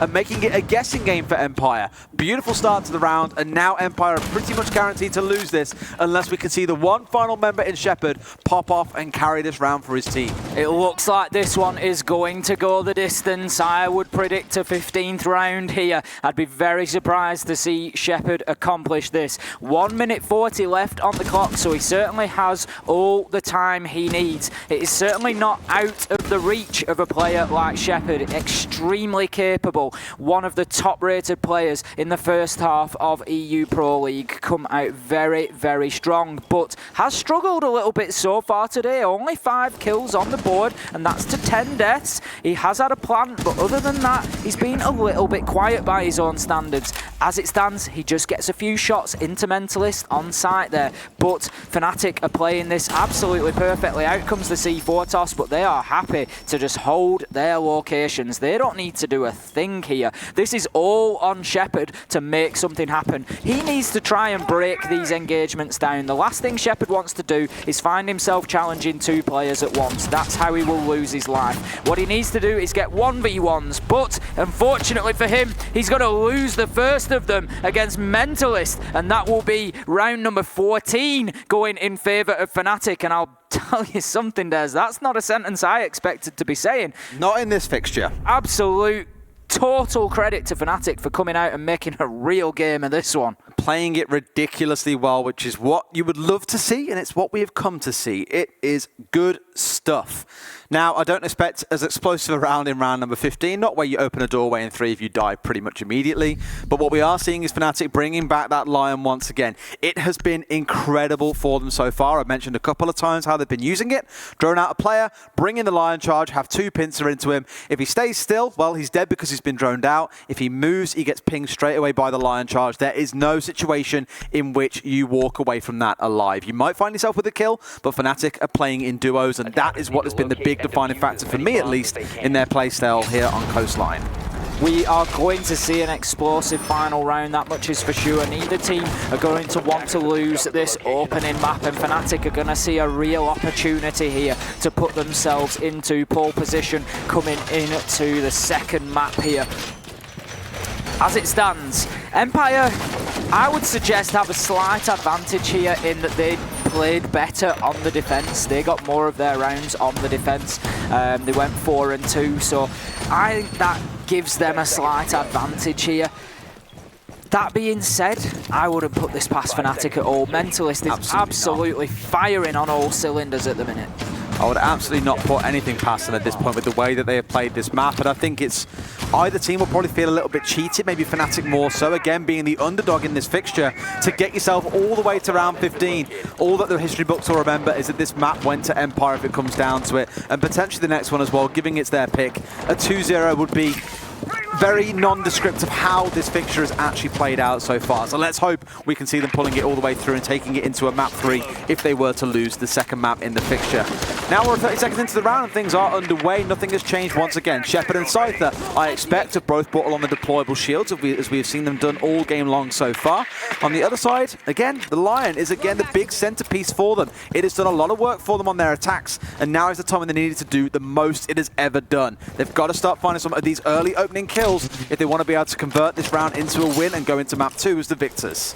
The top floor clearance is about to begin for Fnatic. They're going to look to get in there and clear any Empire members on the top floor so that they can start opening the floor up in Hooker and Billiards, and that will give them plenty of angles down into Sunrise and Blue Bar. We can see Magnet just working his way through towards Luggage there, but we've got Kozhaka and Dan on the other side of the map. Virtue will challenge, but no damage is done just yet. He's holding himself back onto Cool Vibe stairs. It keeps him relatively safe. There shouldn't be too much of an angle onto him from there, but he does need to be careful of the roof. We have seen Fnatic use the roof to their advantage a number of times so far, and you can get a view out towards Cool Vibes in that area that Dan's playing. So that's something they need to be aware of. I don't think Fnatic have got anybody upstairs at the minute, but how about that for a C4 toss from Kozhaka to get things started, and that could be pivotal for this round. An opening kill for Empire that allows the roam to continue. 2 minutes into the round could be decisive.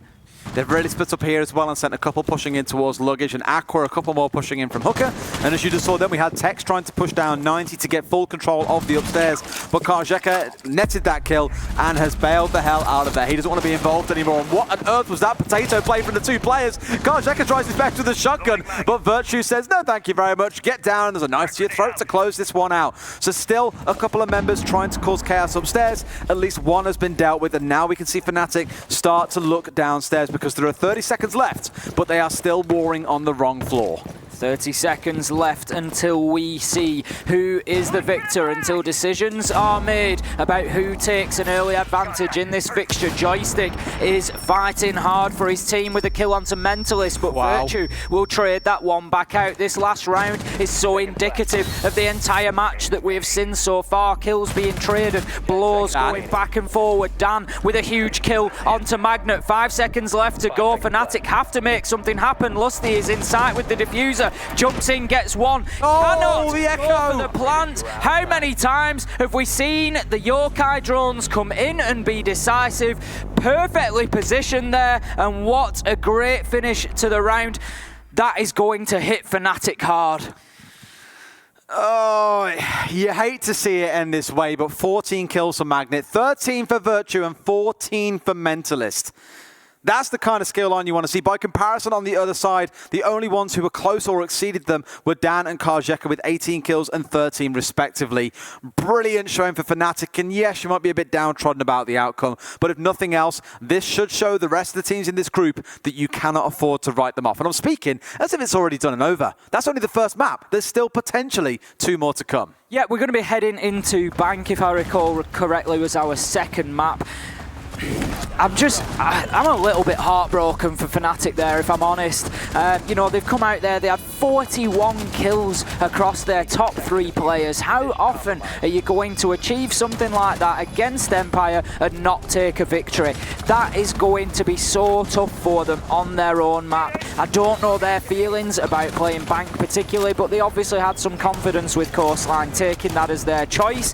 It's gonna be a tough one to go into now and just try to challenge Empire, especially when Dan and Karjeka are just starting to get into their stride a little bit, and they, I think, had the 30+ kills between the two of them.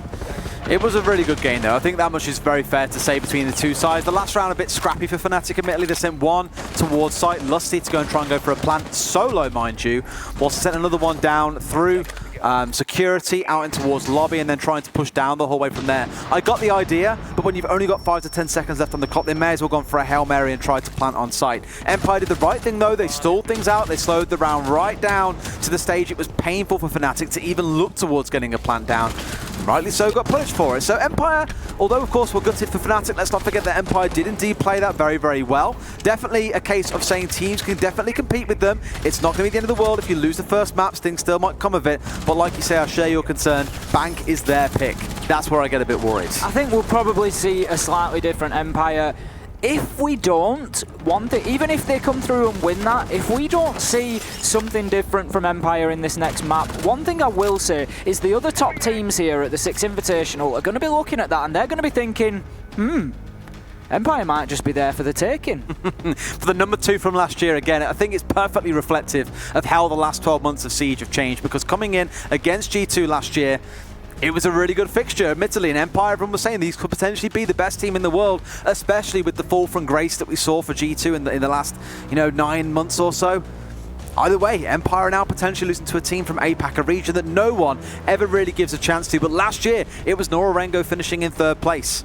Yes, on paper they might be down as a slightly weaker region, but can you afford to ignore them? I don't think you can. I love to see them come in and play well, because it just reminds us how strong Siege is all over the world, and Fnatic have really come in and shown that there is great Siege to be played from APAC there. And as I say, personally, I like to see EU win, who doesn't from the EU, but I can't hold back from saying I'm gutted for Fnatic there. I really think that they deserve that one. They played it so well, particularly their defences were absolutely great, and really, like you say, if Empire now come out and win Bank, all the scoreline is ever going to say is 2-0, and that's what's going to be remembered, and I really don't think that that does justice to that Fnatic performance. It's going to suck if it comes down that way, but going into Bank, again, I want to draw back on the things that I said earlier on around the way that Fnatic are playing in duos. They're not trying to go for these 1 versus 1 kills. They are playing as groups, and that is where their strength lies right now in numbers, because it secures them kills, even if they lose one in the process. On the side of Empire, need to see them tighten up a little bit.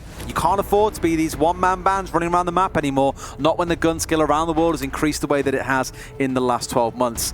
But for Bank, it's one of those maps I think where roamers can really shine. So what I'd actually like to see is Dan doing the same thing again, going on this roam game, but having someone join in to go for those adventures, because that is where they might really put a thorn in the side of Fnatic. Yeah, I think if Joystick's going to continue playing on the Jaeger and he's not going to be playing those more supportive roles, then I think, yep, get him out there with Dan. Yep. Let Karjeka play on more of a semi-roam. He's playing the Mozzie, it's an important operator. You want to try and keep them drones in play if you do manage to capture any. Just keep him on a semi-roam in and around site, you know, just on sort of medium-sized extensions from site, and then with 2 men still, Sather and Shepard, playing in site if that's going to be the case. But yeah, they're going to have to tighten up. One thing that I would say for Empire here, obviously we'll look towards the rest of their tournament potentially, whether, you know, they win here or lose. If anything, they will want to get these matches out of the way now. It's all about hitting form at the right time, winning a tournament like this. And whilst they don't, you know, there's not a ton of games to do that, if you're going to have a couple of dodgy ones, let's get them out of the way now and then start to hit your stride when you're coming towards sort of the quarter-final, semi-final. You'd rather it be now than on the main stage, basically, is what you're saying. No one wants to, you know, proverbially wet the bed there as you get to that kind of stage. But I think a big one coming into this too for Bank, again, it's a very roam-heavy map. It is still their map. Likelihood is we're going to see Fnatic opting to start on the defensive side, which means they're still going to brave through Empire. They're still going to brave through the attacking side, which isn't always the easiest. The teams have these practice strats coming through. Teams like BDS absolutely love playing an Ela on blue stairs, for example, and just causing absolute chaos and slowing the rounds down. For all we know, and that's not a lot about Fnatic, we don't get to see too much of them, they could have some really interesting stats planned out for Bank as well. They could. We've seen them using the Goyo there. We saw them having a real preference towards it. Mentalist putting the Goyo to absolutely great use. There is uses for Goyo on Bank, that much is for sure, especially down on the basement level. You know, we see Goyo down there quite often now, so I think that could play into the hands of Fnatic. You know, we've seen Empire play on Bank against Chaos in Pro League. The blue stairs you mentioned, that is something that they did. Joystick likes to play on there, did very well. Saw him got 1.5 kills essentially out of 3. And on a different day, he'd have got all 3 there. As it was, he only downed the second man, lost his life to the third. So ultimately, 2 were able to still push onto site. But I tell you now, on a different day, he would easily have got all 3 there. But looking towards Bank proper, we are into the operator bands. Ying coming in as the initial operator band from Empire there. Not one that you see too often, because you don't see an awful lot of use of the Ying. So obviously something specific that Team Empire have got concerns over there. Thatcher coming in as the ban from Fnatic, and then that is followed by Echo as the first defender, Mirror as the second defender. No surprises there. And that will be your operator ban lineup. Ying, Thatcher, Echo and Mirror. The Ying is the interesting one here, and I'm trying to dig into some stats here to find out exactly what the whole setup is and the reason as to why that is, because for all we know, Fnatic might be really hot on playing Ying here. We see a few teams use Capitao or Ying interchangeably for this purpose, but when attacking downstairs, for example, which is exactly where this fixture is going to start, it's been quite common to see you take control of the hatch inside a server, you drop down a Ying Candela, or you drop down a couple of smokes from the Capitao. Normally you'll fire off the corridor, for example. You all drop and you go for the plant from there. That's if you don't fancy going for the more conventional method, which is blowing up the thermite wall, as we call it, which looks straight inside the servers in towards site itself. That might be what comes to be here. The wall that you can see Karjeka reinforcing now is the exact one I was on about. So we will see a bottom floor defense to begin with. As we can see, a reasonably normal setup, I would say. Nothing out of the ordinary so far. So there are a number of pushes that can come about onto this site. Generally speaking, the most popular is to get control over the server room, which is just outside of the wall that Des was talking about that was being reinforced. So they'll try and take control, thank you medics, of the server room there, and try to push into site by breaching the wall, opening up a default plant spot that is just inside of there, and then they will play for a plant in there. As it stands, we can see some utility being expended there. As I suggested, it is joystick on those blue stairs with the Ela, and it will almost certainly be... Does he have the shotgun? No, he doesn't. It looks like he's got the Scorpion, but he will be making challenges onto anybody. So what normally happens is, if you've got a man on blue stairs, then you can't push directly into server from the dirt tunnel, because the man on blue stairs will pop out and he will hurt you on the flank. So what you have to do is move in through blue stairs. You have to clear him out and then force him either back into site, or usually now what we see is these positions will not be left. You will just play them to the death, try and take as many as you can with you, and try and waste as much time as you can. So we'll see how joystick plays out with that. Once that's cleared out, you can then get control of the blue stairs of the server and push onto site. The other alternatives are to push through garage, or sometimes to drop the hatch into gold vault and to push through that way, but much less common and tend to only be used when there's a specific reason that maybe you can't actually approach site through servers. So just worth clocking as well, the setup coming out of Fnatic. They do play Yinga a few times, only really been twice in the last couple of months, but it's still something they've been known to do. So maybe for Empire, it's removing the fact that they don't want to play something like a Warden, for example, to be dealing with that. The one interesting thing, of course, is the Blitz coming through. That's what I'm looking at right now. I'm thinking this is the potential misnomer, because they have never played that before on Bank. This is where they can potentially cause some upsets. But speaking of upsets, we are 90 seconds in and somewhat upsetting themselves right now as they're still working on getting these open. It's been a while. We're 100 seconds into the round and no hatches are open. They haven't yet removed the Ela from blue stairs. I'm not sure what the game plan is here is, Ace. Slow and steady, I think, is how it would have to be described. I don't feel too great about this Fnatic attack. We can see joystick just putting those utility down there, the Ela Guzmot mines, just to stun anybody who tries to rush into the blue stairs. But could this be how they deal with joystick on blue stairs? They send in the blitz, but what are you just doing? Be shot in the back by Dan. It was that easy. They have to be aware of both sides of that. We can see joystick looking to move up and challenge, will get a kill onto Virtue and still stays in position. Magnet did get one in the chaos that ensued there, but that leaves us now 4 versus 3. Magnet on very low health on the Maverick. We can see the Ela shotgun being put to great use at the top of blue stairs, and right now I feel like Fnatic have no plan to clear joystick out. Kills at the bottom, kills at the top, he'll get them anywhere, he doesn't care, and he is absolutely decimating Fnatic right now. Tex finally moves in and gets the kill, but with only 10 seconds left to go, this is going to be a desperate rush into site, and Empire, I am almost certain, will cut Fnatic apart. They will absolutely try as well. The drop, the Hail Mary comes out of Magnus. He tries to go in, will find one. That's a double kill in this round, but the reload was coming through. Doesn't matter as the diffuser's gone down. The kill will come out anyway, and Empire will, I've got to admit, rightly so, take this round away. That was such a strange attack coming out of Fnatic. It was very strange indeed. The blitz running in.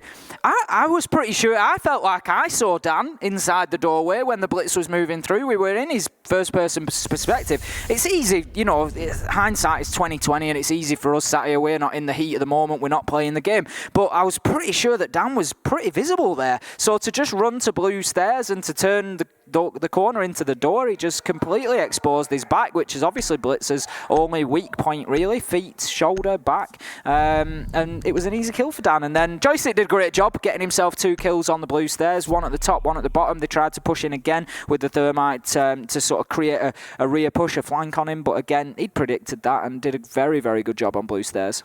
He did. It was enough to slow them down when the push did finally come through, and a lot of utility was expended trying to unseat him from there. I want to see a bit more direction for Fnatic. Although that did turn into a fight on site that potentially could have gone their way, it was a little bit too scrappy with not real much idea of what they wanted to do earlier in the round. So Empire taking a very comfortable first round there. Now moving our way towards Tellers and Archives, and let's see how they can make this one pan out for them. This is one of those sites that, once again, it's very easy and common to defend from the top floor. Normally seeing things like a mute being brought along upstairs, you block off a lot of the doorways to prevent drones from being able to get hold of you, opening up a couple of holes in the floor to see towards doorways, in towards the site, and it's as simple as that. You defend from above. It's very border-esque, dare I say, for the site that goes by a similar name. So let's see how they can make this work, even reinforcing up inside of CEO, which does say to me they're looking towards defending this upstairs for sure. Yeah, I'm certain that they will do. It's top floor clearance is definitely going to be required from Fnatic here, as you say. Just a couple of holes opened up on that top floor can allow you to defend site. So Fnatic are going to need to thoroughly drone and thoroughly clear out that top floor. Good news for them is there is no Mozzie, no Mute, so there is no denial to stop those drones getting up there and seeing exactly what is going on, other than clean and simple being shot out by Team Empire. But at the minute we can see we have got 8 left on the board, I think. We don't have any showing for Magnet. Oh no, we do. We've got 2. It's just underneath. So we've got 10 drones still active for Fnatic at this point, and that is great drone economy from them. I will say, let's be wary, those are slightly bugged at the moment. You don't always see them when they're dead. They can be dead but appear alive, so let's not rely too much on that information in this instance. But for Dan, finding that opening kill onto Tex in this round will at least slow Fnatic down once again. That's the Ashe removed. Very commonly, of course, if you play Siege, you will know exactly what Ashe players are regarded as doing most of the time, and that is charging in, trying to go 1 versus 5 and dying very quickly. And that is exactly what happened. Excellent. So 5 versus 4 as we come down to very nearly again halfway through the round, and this is something that we saw from Fnatic last time out. We commented on it halfway through the round and no major progress made. We've still got those roamers up on the top floor. We haven't got too much progress. We're just heading inside of Square Skylight now, and really they need to start thinking about how to get Joystick moving. Joystick having a much more successful game, be it we're already only 1 round in, but he did play the Ela very well. I'd like to see him have a bit more success on the Jaeger. As I said last time out, he just seemed a little bit quiet on Coastline, and it really did impact the team. But second kill for him, so Joystick! 1 from Dan coming in, so that's 2 for Dan, 2 for Joystick, and that will now leave us in a 5 versus 1. Empire coming to life. They have really woken up here. It's their map. What can you say? It's like stepping into their own backyard and saying, please do try and take this away from us. And they're saying, well, we'll take your possibility of, again, breaking that 2-0 potential scoreline and saying, no, thank you. So down to Virtue to try and make something happen entirely by himself here. Needless to say, it's a pretty tall order against 5 of the best players in the world at this point. But let's see if he can do that 1 in 100,000 chance like you spoke about, Ace. Ooh, it's going to be a tall order. One thing that does go in his favour is you can see Team Empire are all split up at the minute. If I were Team Empire, what I'd be doing is looking to at least get 2 of those men back together so that they can work back to back as a pair and pick up a trade. The last thing they want is for Virtue to be able to pick. We know Virtue's a gunner. We don't want them picking up. We don't want him picking up one-on-ones every time. That's how you go through and win a 1v4. How you don't win it is allowing Karjeka to come underneath and shoot you through the floor. Casual blind spray, yeah, no, just nothing casual. It's every day in the office for him, basically. And I will agree with you on that point as well. Very commonly, even in something like a 5 versus 4, a 4 versus 3, a 3 versus 2, the team with the numbers advantage is often about stacking up and taking trades. You're more than happy to lose 1 if it means that you get the kill trade back onto the other side, because simple math, if it goes from a 5 versus 4 to a 4 versus 3, a 3 versus 2, a 2 versus 1, eventually it becomes a 1 versus 0, and by that point you've already lost the round. So, again, something we caught on the last map, not really playing as a duo, something that we'll need to fix and a change for tomorrow potentially. As it stands so far on Bank, though, has not really been necessary, as they have won every single round by a landslide. It was 2 members left alive back in round 1, and in that round, as we saw, it was flawless. All 5 members of the Russian machine left alive. Fnatic desperately need to start getting some rounds on the board now. The last thing they need is to come out of this half 5-1, dare I say 6-0 down.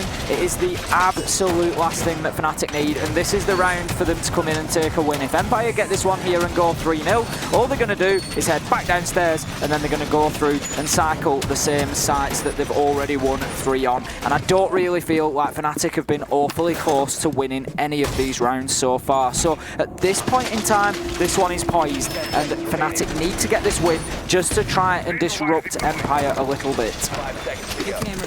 Some work still to be done, but let's see if they can make it happen here as we go into round number 3. As mentioned, it's still Empire's map pick, so you would always be saying that they're the ones favoured to win out any of these sites. Now playing upstairs in towards CEO and office.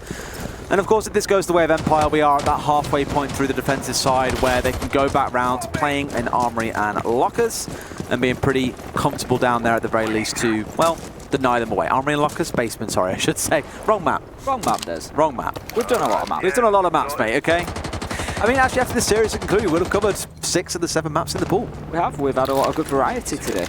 I think another thing that's worth pointing out for people at home to just keep an eye on is the entry battles that have been going on. We've spoken about entry kills an awful lot today. We did speak about it in the Navi game as well. But interestingly, Fnatic do very well when they come out and get those entry kills. We can see Lusty getting one onto Dan there, but it's just something that feels like it's dropped off a little bit. And in this map, Team Empire have been coming in and, generally speaking, picking up those opening kills and then moving on really well from there. But as it stands, Lusty takes the first, so let's see how the rest of the round pans out and see if that trend continues of Fnatic being strong when they've got a man advantage.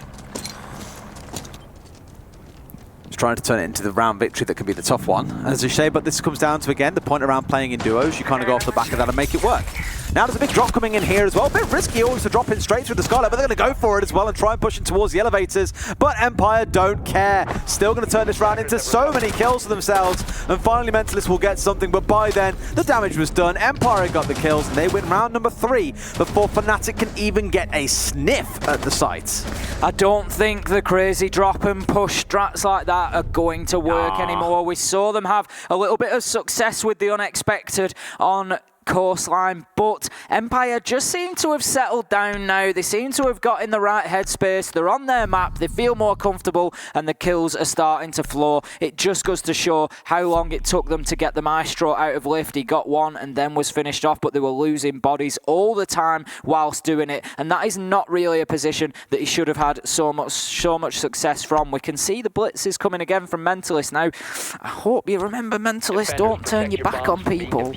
I mean, hopefully. What hurt me the most there was that we've seen the Ying banned away for the reasons I mentioned earlier on. It's a very common, well, it's not very common, but some teams do opt to use the Candelas to go for a drop in towards site from Hatch and go for a plant off the back of that.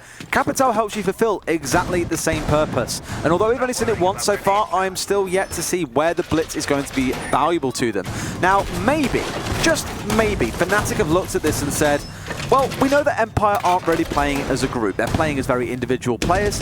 Who's great at dealing with players in a 1 versus 1? A blitz. Run them down, flash them, pistol them to the death, off you run. It's the kind of thing we would see Pengu do back in the days of old.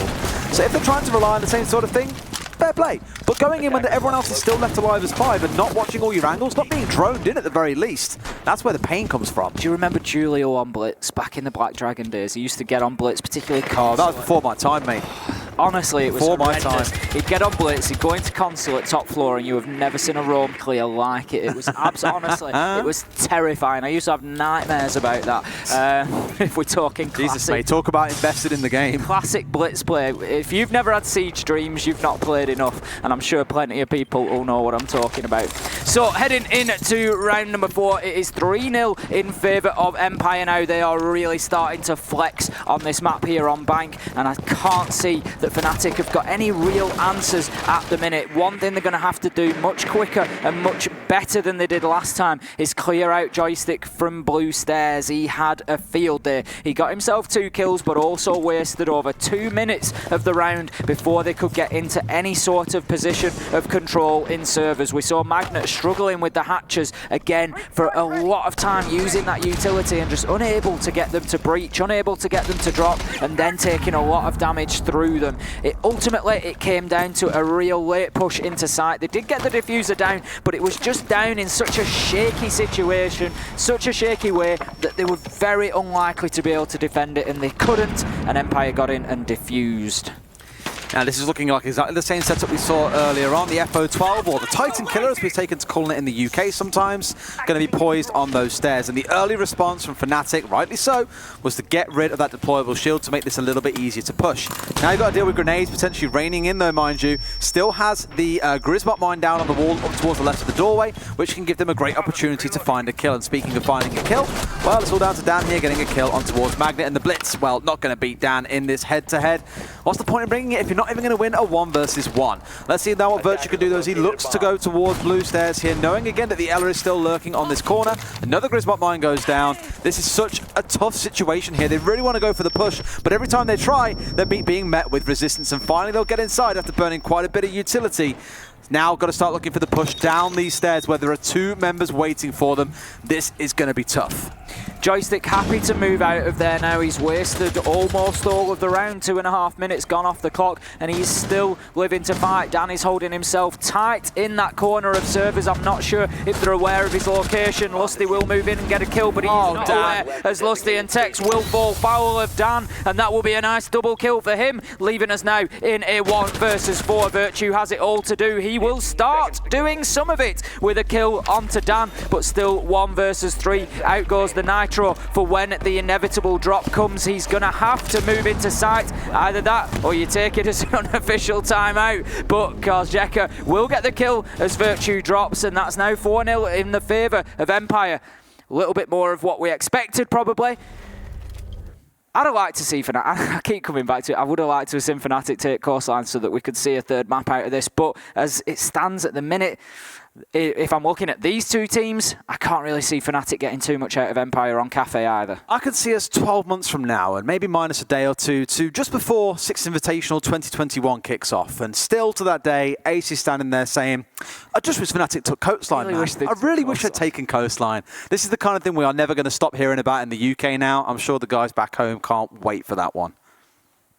So round number 5 will be coming shortly. We've got a tactical timeout on the part of Fnatic, and that's not too much of a surprise. They have to do something here to halt the momentum that Empire have gained. But don't forget, Empire will still be, you know, communicating with each other as a team as well, and it gives them the opportunity to have a chat and just to level things out and, you know, what's going well, any tweaks that are needed, any small changes, and they will come back just as strong. And I'm really concerned for Fnatic here. I don't think they were anywhere near on Teller's archives. The top floor roamers had a great game up there. Joystick got himself a double kill from memory on that top floor and did very, very well. Made it difficult for himself to be cleared out.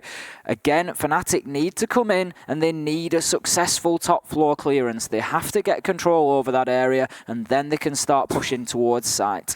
I know this is a totally irrelevant stat, by the way, but Mentalist has currently got minus 15 points after 4 rounds. It's an irrelevant stat. It has no bearing at all in pro play, but we know that normally score correlates to doing negative things in the game. So clearly so far it hasn't been going so well, clearing out a lot of team gadgets or just not really contributing too much. And he hasn't even got a team kill. No, that's the thing. That's why I'm like, how on earth have you achieved this? To be he's going some. I bet you what he's done. He's probably blown up a few of his team gadgets or something like that. He is going some. So we are in to round number 5 now. We are in the preparation phase. 20 seconds left to go. We can see the utility being expended upstairs as we have had previously. Joysticks up there. Looks like Kozjeka is with him on the Valkyrie this time. So we're going to be getting plenty of information. Scyther on the Mozzie. So it's going to be information overload. What Scyther is likely doing is going to be putting pests in strategic locations to try and prevent the drones actually getting into the top floor, to force them to back off and move away and create this big black spot, as I've said a couple of times now, so that Fnatic have to go in there and have to face check things, and that again is going to play right into Empire's hands. I mean, I'm already looking at the lineup here for Fnatic and saying they definitely had a few discussions during that tactical timeout, because Magnet is now going across on towards the Nook. Now, Kozjeka's on the Valkyrie, so it's definitely going to help having that on side. That means if our Empire start relying on intel from the cameras, they might find themselves getting stabbed in the backside by Magnet on at the Nook. Otherwise, nothing else massively has changed for the other side. Still seeing the double hard breach coming through, still seeing the Ash being brought by Tex. And Dan already is going to find out one of those. That's the Hibana down and out. I always like to see a Nock play. I find Nock one of those really exciting operators. It's a real impact operator, and it's sort of all or nothing. It either really works or it really doesn't. And we can see a couple of quick kills coming out there, one in either direction. Joystick with the latest onto Tex. We've now got Magnet moving upstairs. It looks like that cloaking device is operational, and he will move in and take shots. Oh, Joystick is just on the other side. They will not quite come together here. I'm not sure they're exactly aware of where each other are, but Joystick will take shots through the barricade, won't actually land any onto Magnet. But again, it's just this game of ring around the roses, just wasting more time. He will drop over the balcony and just live to fight another day. Great decision making from Joystick there, I think. It just, again, means they are unaware of his location, and that's usually what you want to be doing as a roamer. Shoot and move, and just keep them guessing. Make them know you're there, but don't let them get you. Don't let them get you, as he says. You're absolutely right. That's pretty fair to say. Don't let yourself get caught. It's the whole idea of being a roamer. Now, Joystick, as you said, didn't get the kills. I think he put a couple of shots into his back, but Magnet still lives to fight another day. 60 seconds left on the clock, and we are in a 4 versus 3 for Empire still. Now, they have control of the upstairs. They are starting to get open what you would need upstairs to be able to see down and get access to where the defenders might be playing. You're relying a lot on Magnet, though, to make work happen on the downstairs. They know exactly where he is. He instantly toggles over to watch in the elevator, but sadly doesn't land those crucial shots. It's a 4 versus 1, and Fnatic are going to find themselves still winless, it feels, in this first half, as we're about to roll into the final round. Of course, Sim Virtue doesn't spend the next 35 seconds doing nothing. That is a drop shot and a half, by the way. What a play. Finds himself a double kill, but still, it's 3 members left alive, and we've already seen Virtue in this situation on Coastline in a 1 versus 5. We said at the time it was pretty much an impossible feat, a 1 in a million opportunity. Can this be the 1 in a million ace? I love that kill from Virtue. That was an absolute beauty. I hope we see that in the highlights. Final kill will come in there for Empire. Joystick, who else finishing things off? I feel like I called him out a little bit after Coastline. I said he'd had a quiet game. I said we needed to see some improvement for him. He won't have heard that, but he's certainly answering, mate, and he's certainly proving that he has exactly what it takes to play on that Jaeger and to get the kills, and he really is propelling his team towards a big, big victory here. 5-0. And not looking good for Fnatic. It's not, but we've seen crazier things happen when it comes to the halftime before. You just don't know if it's going to turn into being 6 straight defensive sweeps coming out for Fnatic as well. You would assume with it, again, being Empire's map choice, that will not be the case. But time will tell. Even just looking at the kills coming through for the members of Fnatic right now, no one above 3 frags in 5 rounds.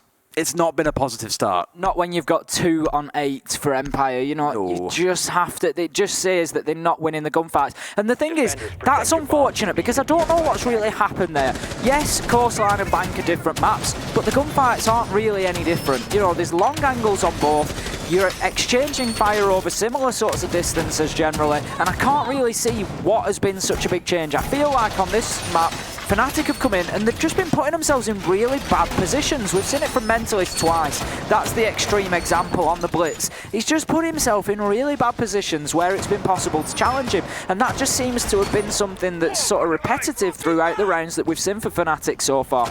And whether that's just good positioning from Empire or poor positioning from Fnatic, I don't really know, but I just feel like they're putting themselves into very risky areas.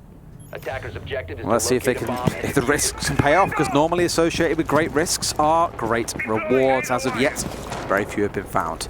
So swinging on towards the top floor once again for the last side of this half. Again, no massive changes coming through for the other side. The Nook play clearly not working for them. So Magnet saying, what else can we do that's creative? And the answer is, well, let's bring out a Blackbeard instead. Expect to see a lot of window play coming through, but also watch out for Empire trying to flank back through lobby to try and find anyone on the rappel to get themselves a nice, easy kill. You can even see Virtue playing the long game up here on Car Park. A very good angle to hold, because through those windows you can actually see surprisingly deep through the map. It's why you see a lot of reinforcements engineered to face towards lobby so that they can't open up these long sight angles with things like Zofia charges or whatever, just to give you free access to the majority of sight. And I almost feel it's come a little bit too little too late. Mentalist on that Capitao would have loved to have seen it come through in earlier rounds. That's it. I think it would have been, you know, we speak about how valuable that utility is from Capitao and why his ban rate is so high. It's absolutely no surprise. The asphyxiating bolts cover a huge area and just do some really great lane denial and prevent defenders moving through and force them out of positions that they want to stay in. And then to boot, he's got a couple of smoke grenades as well, essentially smoke grenades, smoke arrows as well, and it just makes him such a powerful operator. But we're only just seeing him here. Mentalist only on 1 kill so far. Magnet will open things up though with an initial kill on to Scyther, putting the Blackbeard to use, and that will leave us now 5 versus 4. A minute and a half gone, but again we're seeing that same problem, Des, from Fnatic. A minute and a half gone, and where's the progress? That's a really cheeky angle, by the way. A reinforcement on the wall and then having a deployable shield right next to it with the wall opened up so you can contest towards Car Park. This exact angle here, thank you very much. Joystick is in a great spot to potentially be able to contest Virtue if he was going to stay on the Car Park, but he has now moved away. Dan is going to even things out with a kill onto Mentalist before Tex goes, you know what, Dan? It's time to get traded. And down he will go before yet another trade comes back. It's a trade for the trade for the trade for the trade here as Virtue picks a Karzeka as well. But Fnatic now break that chain with 2 in a row and put Shepard into a 1 versus 3 to be able to hold on to this perfect half. Otherwise, things end 5-1. Unusual to see Karzeka turn his back on the enemy there. Usually much better sort of positional awareness from him. Tried to make a dash into Elevator and lost his life for it, and that now leaves us 3 versus 1. Shepard has it all to do, but the diffuser is down. He does have C4 in hand, so there are a couple of things in his favour, and he's got a very good gun, let's not forget. Cade has it all to do. He's in sight and the pressure is going to start mounting, but with 15 seconds left on the clock, moves need to be made here. Virtue looking to head into sight and he will start to get the diffuser down. He's got a Blackbeard covering him. This is a nightmare situation for Shepard now. Can he deny this? There is information, but he will hit the bomb instead. Lusty will make the shots count, and that will be the first round on bank going to Fnatic. Is this the beginning of the comeback? Well, let's see what happens when we switch halves first and foremost. But I think there was a bulletproof camera just stuck to that east wall. So there was the intel there from Empire to deal with it. And I think Fnatic were in a spot where they were like, look, time's running out. We just need to go and commit for this. You saw the ping come in last second, but unfortunately not quite able to connect those shots because that could have been the huge upset for that round in a 1 versus 3 to still be able to win the round out for his team. The plant spot was well chosen. There's no question about it. Virtue's plant spot was well chosen. The shots came through onto a ping, but effectively the bomb was in the way. And so it was always going to be And difficult. the desk. And the desk as well. You know, it was always going to be difficult for him, and Virtue had chosen that well by dropping back. He knew where his cover was, he knew where he could and couldn't be pushed from, and he knew, obviously, that Janitor was a potential threat, so he didn't go too far towards the reinforced wall. He kept himself safe, and that really paid dividends, because if that kill comes in and that defuse gets disrupted, that could have been a very different round. Slipping over to the other side now, then it's going to be starting off on the downstairs for Fnatic as their defense gets underway. Naturally, I think we would expect to see a Kaid coming through here, purely because with Thatcher being banned away, it is very easy to keep the reinforced hatches closed off and unable for soft breaches to get through. And Maverick can skirt his way around them a little bit and still get them open, but it's a bit of hassle to do, and that's partly the reason I think why we're seeing Dan opted to bring the Twitch on side as well. It can help with that utility, even if the main reason why you would bring a Twitch normally is the fact that her F2 is one of the best guns in the game. So you've got very much so a fragging setup coming out of the other side. We're seeing the Ashe, the Twitch, the Zofia all together, and 2 hard breaches. Empire mean business here. I expect this to be a pretty rapid attack once things get underway. Messages have been sent at this point, and that is, let's finish this here and now. If you're taking the F2, you're going for kills. Simple as that. With the meta that we now see with Mozzie and with Mute, you don't tend to see too much use of Twitch drones. We can see heading into server here, but before you get anywhere near any utility, that's what happens, it gets shot out. So generally speaking, that's not the purpose of Twitch. The purpose of Twitch is get in there. Here's a great gun. Dan, you've been absolutely nailing headshots all evening, so take that, go and see what you can do.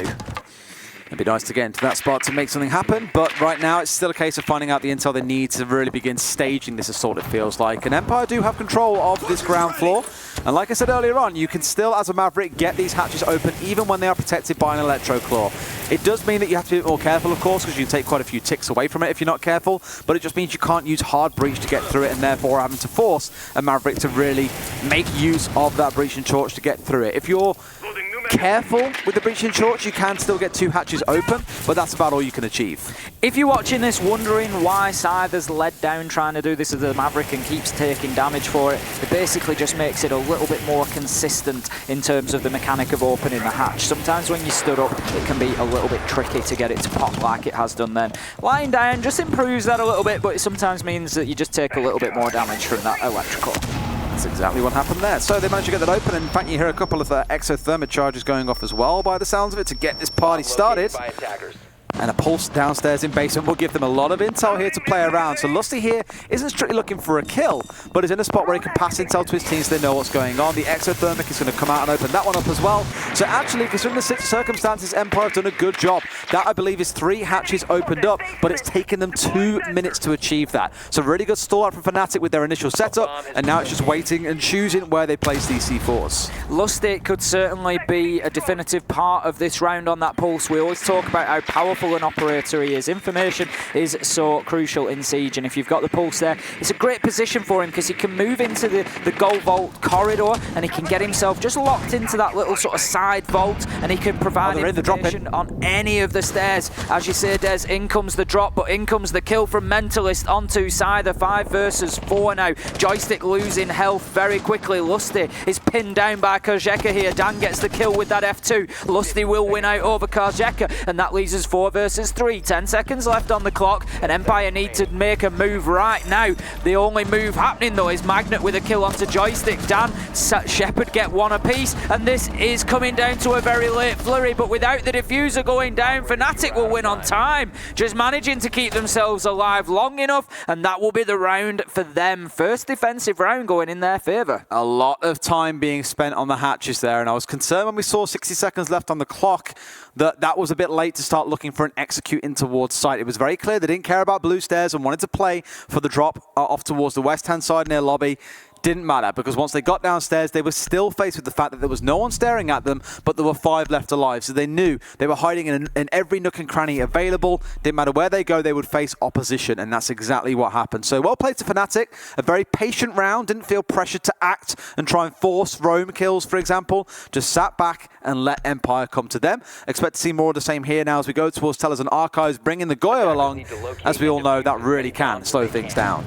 Not only the Goyo will slow things down, the Mute Mozzie combo will do exactly the same by denying those drones into a lot of areas, as the Mute Jammers and the Mozzie Pests will do. It just really slows down the attack because it makes it difficult for them to push in with drones, get that information, see what's going on, so then they have to ADS everywhere that they move. They have to check every corner of every room to make sure that they are clearing it thoroughly, because the drones can't do that job for them. So that will slow down the attack as well. And interestingly, as you say, Des, it was such a problem was time in that last round, and they just left it too late to be dropping the hatches like that, and there was too much to be done. So if this Mute Mozzie combo can work well in combination with the Goyo, the Legion, everything here is aimed towards slowing Empire down. Slowing them down isn't strictly a bad thing, because as they showed in that last round, when the clock is their worst enemy, they don't really seem to fare so well. Now, otherwise, again, no huge changes coming through. We're still going to see a double hard breach coming through here. Scyther on the Maverick, and the Hibana being brought by Dan rather than the Thermite. That is normally because we're going to a different site here. There are less hatches involved, so you don't really need to worry about getting them open with something like the Thermite, sorry. Of course, also very good if you're looking to assault down blue stairs and get that Thermite wall open that we spoke about earlier on. Otherwise, a Hibana generally is going to be a better choice for you to bring along towards these sites. Expect the same thing again, though, where it comes into taking the upstairs, getting a lot of vertical control, and then starting to assault downstairs. Right now, that you've got to deal with the fact that you've got Tex, Mentalist, and Lusty all sat on the upstairs here, daring Empire to walk towards their domain, and that would be with the domain that is above the sites. This is it, and it's going to be important for Empire to take control over that area. They don't actually have any sort of major soft breach options. They've got Joystick on the Ash there, but I'm talking about a book or a sledge to open that floor up if they were to take top floor control. They don't have that, but they do have Zephyrs. The charges on Zephyr, they do have the Ash charges, so there is an option to open up a few holes there. And just looking down the list, they have also got the breaching charges on the Zephyr as well. Very useful from the new UI, so we can see what is what on each attacker. Lusty will get the opening kill onto Shepard, and again, just a little bit of momentum now being built up by Fnatic. Empire need to be careful that they don't let that get out of hand. Scyther will try to prevent that with the first kill of the round for Empire onto Mentalist, and that now leaves us 4 versus 4. Empire keen to get themselves onto match point here, I'm sure. They don't want Fnatic to start getting a run on the defense. They, of course, went 5-1 themselves, and they certainly won't want to see a repeat of that now. Absolutely not. They do have this control on the top floor. You mentioned the Zephyr earlier on. With those breach charges, will give her a lot more soft destruction to start opening things up. But if you lose your gunfights once those explosives have been used, well, what more can you say? Joystick and Dan are going to step up there and find 2 kills. 1 onto Virtue, 1 on towards Tex. That leaves only Magnet and Lusty left to arrive. A Valkyrie and a Mute may potentially have C4s on side. Magnet does still have one, but right now he's holding down this angle, looking off towards the east side of the map. Unfortunately for him, though, he's still against 3 members, and this could put Team Empire at match point unless we see a massive clutch potentially coming out here from the Aussie. How about that vision from Joystick there? He just saw a couple of pixels of Valkyrie's head on the stairs and reacted instantly with a fantastic kill onto Lusty. He's really had a storming game this time out. We see the diffuser go down now. Magnet in a 1 versus 2 after he manages to clear Dan out. The problem is he has an active diffuser that he needs to disable. He moves in. Is he going to catch one of the Empire members there just on the stairs with his back towards him? Is he going to catch him? That's an interesting one. Joystick just flanking around. Magnet has the potential to get in there. He has a little think about going for the disable, I think, but he knows he needs to move and get at least 1 kill now. There's one he will get onto Cider. This could be a 1 versus 3 disable clutch if he can make this. Last challenge coming in now to Joystick. He's going to start going for the disable. Joystick will move in. He's moved away and he'll get the kill. What a play from Magnet, but he doesn't have the time. And that is unfortunate for him. Yeah, it is. He got the 3 kills, but I did think to myself there, please, Joystick, don't go and push this now with more than 7 seconds left on the timer. And he did the right thing, waited for it to about 4 or 5 seconds, and then went for the rush. Because he knew he still had 4 seconds left until it was diffused. He knew that if Magnet came off, it didn't matter if he got the kill, he was still going to lose. So it was well played by there in the final end of it. Again, Empire, though, not playing as duos here, still playing separate, getting picked off 1 by 1 by 1. I understand the intent of trying to go for a pincer move, but if you're then still trying to push and find a frag as one of the elements of that pincer, you need to wait for the other one to group round to make that play work. It just, again, feels like this could be the biggest weakness for Empire, is this team play isn't really there when it comes to going for gunfights and setting up crossfires and trades. I think, you know, potentially maybe it comes from a little bit of overconfidence, I don't know. They know that they're very skillful players, you know, they've all got the ability to get big kills, but if that leads you to thinking, well, it's okay, I can play on my own, I'll win my ones, it's not a problem. Sometimes it can be a problem, and we're seeing that because when you're coming up against 2 guns, 3 guns, and you're being challenged by multiple assailants at the same time, it becomes very difficult. You can't always win multiple fights like that. So yeah, it's something that Empire need to think about, and maybe just buddying up a little bit more and giving themselves more of an opportunity to pick up those trades. It is unfortunate, but 6-2 definitely isn't unfortunate for them. And Fnatic are now in a spot where they are 1 round away from, as we mentioned earlier on, very unfortunately, having this fixture co-signed into the history books as a 2-0 to Team Empire. And co-signed, as we all saw, going the full distance to 8-7. This could very well be a 1-0 right now to Fnatic, staring down at map number 3. And I think that is very important. We remember that going into tomorrow, that we really can't write these games off. I'm not sure how DT versus FaZe is going, but when Dark Zero or FaZe come up against these guys tomorrow, they're going to have to give them the respect that they deserve, because I've seen a massively improved Fnatic here that, to me at least, has shown they can contend with even grand finalists from last year's SI. Absolutely, they have games to be played. There is absolutely no doubt of that, and it wouldn't surprise me for a second if they were to come in with an upset. I'm not sure that's going to be the case today, as Joystick gets that opening kill, and that is going to make things extremely difficult. Virtue off the board, and that will start to give Empire a little bit the run of the map. Vigil gone, and that will be a large amount of the roam presence. We can see nobody else up on the top floor, so that will allow Empire to get in and get control of that area and then start to push down towards site from there. Things nice and slow to start things off, though. No real pressure, I think, on the side of Empire right now. They know that they've already dealt with the problematic Vigil in this case, and the rest of it, well, chances are they're going to be playing on site. Tex is probably the one you look at, maybe the Mozzie as well, to be on the roaming opportunity for them. And that's exactly what Mentalist is doing right now, down inside a garage. Changing his mind at the last second, I think, and not really fancying a run out, as I think someone must have said to him, he's not on the windows anymore, he's now moved off and is now inside the building instead. Out comes a great kill from Lusty, taking Karjeka out. Joystick will get another for himself, though. Shepard following that up with 1 onto Lusty, 4 versus 2 now. And we can see Shepard's about to open that wall that will give a great view down the corridor past the elevators and make it very difficult for the defenders to rotate away from sight. It is mounting. The pressure is real against Fnatic at this point. They are really on the back foot now. Joystick on a fantastic game along with Dan. 24 kills between the two of them, and that is inside just 8 rounds. Think about that. That is absolutely huge from them. Great plays on this map here on Bank. It has been Empire's choice, and it was likely that we would see them step up with a slightly better performance than we saw from them on Coastline. It's a very interesting attack coming through so far. I mean, open area and stab room has been getting more popular in the last few months, and a lot of the play focuses around the hatch that you just saw finally getting opened up by the side of Team Empire. But for the members of Fnatic, there's been a lot of running around downstairs, a lot of craziness going on. We're seeing even more of that now. Mentalist is in a final opportunity here to save the hopes for them in a 1 versus 2. Gets this one out as well. Sorry, it was in a 1 versus 3, but turns it into a 1 versus 2. Still got all the work to do for himself and needs a 4K if they're going to convert this round into anything good for them. Tries to push around the corner, will not find the kill, and Empire take a very convincing bank map and turn this series into 2-0.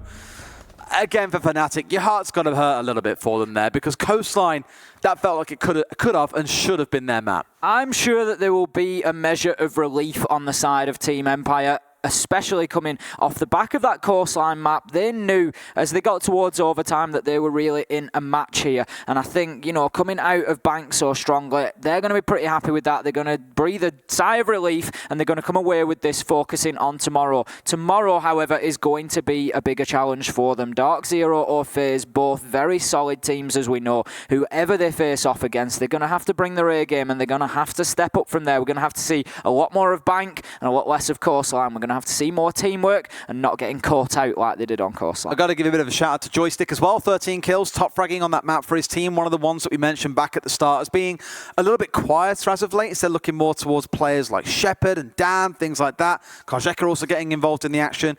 It was just good to see that there are still elements of this team that, although they've been quiet as of late, can still step up and shine when it really counts. Yeah, we're just seeing the highlights now.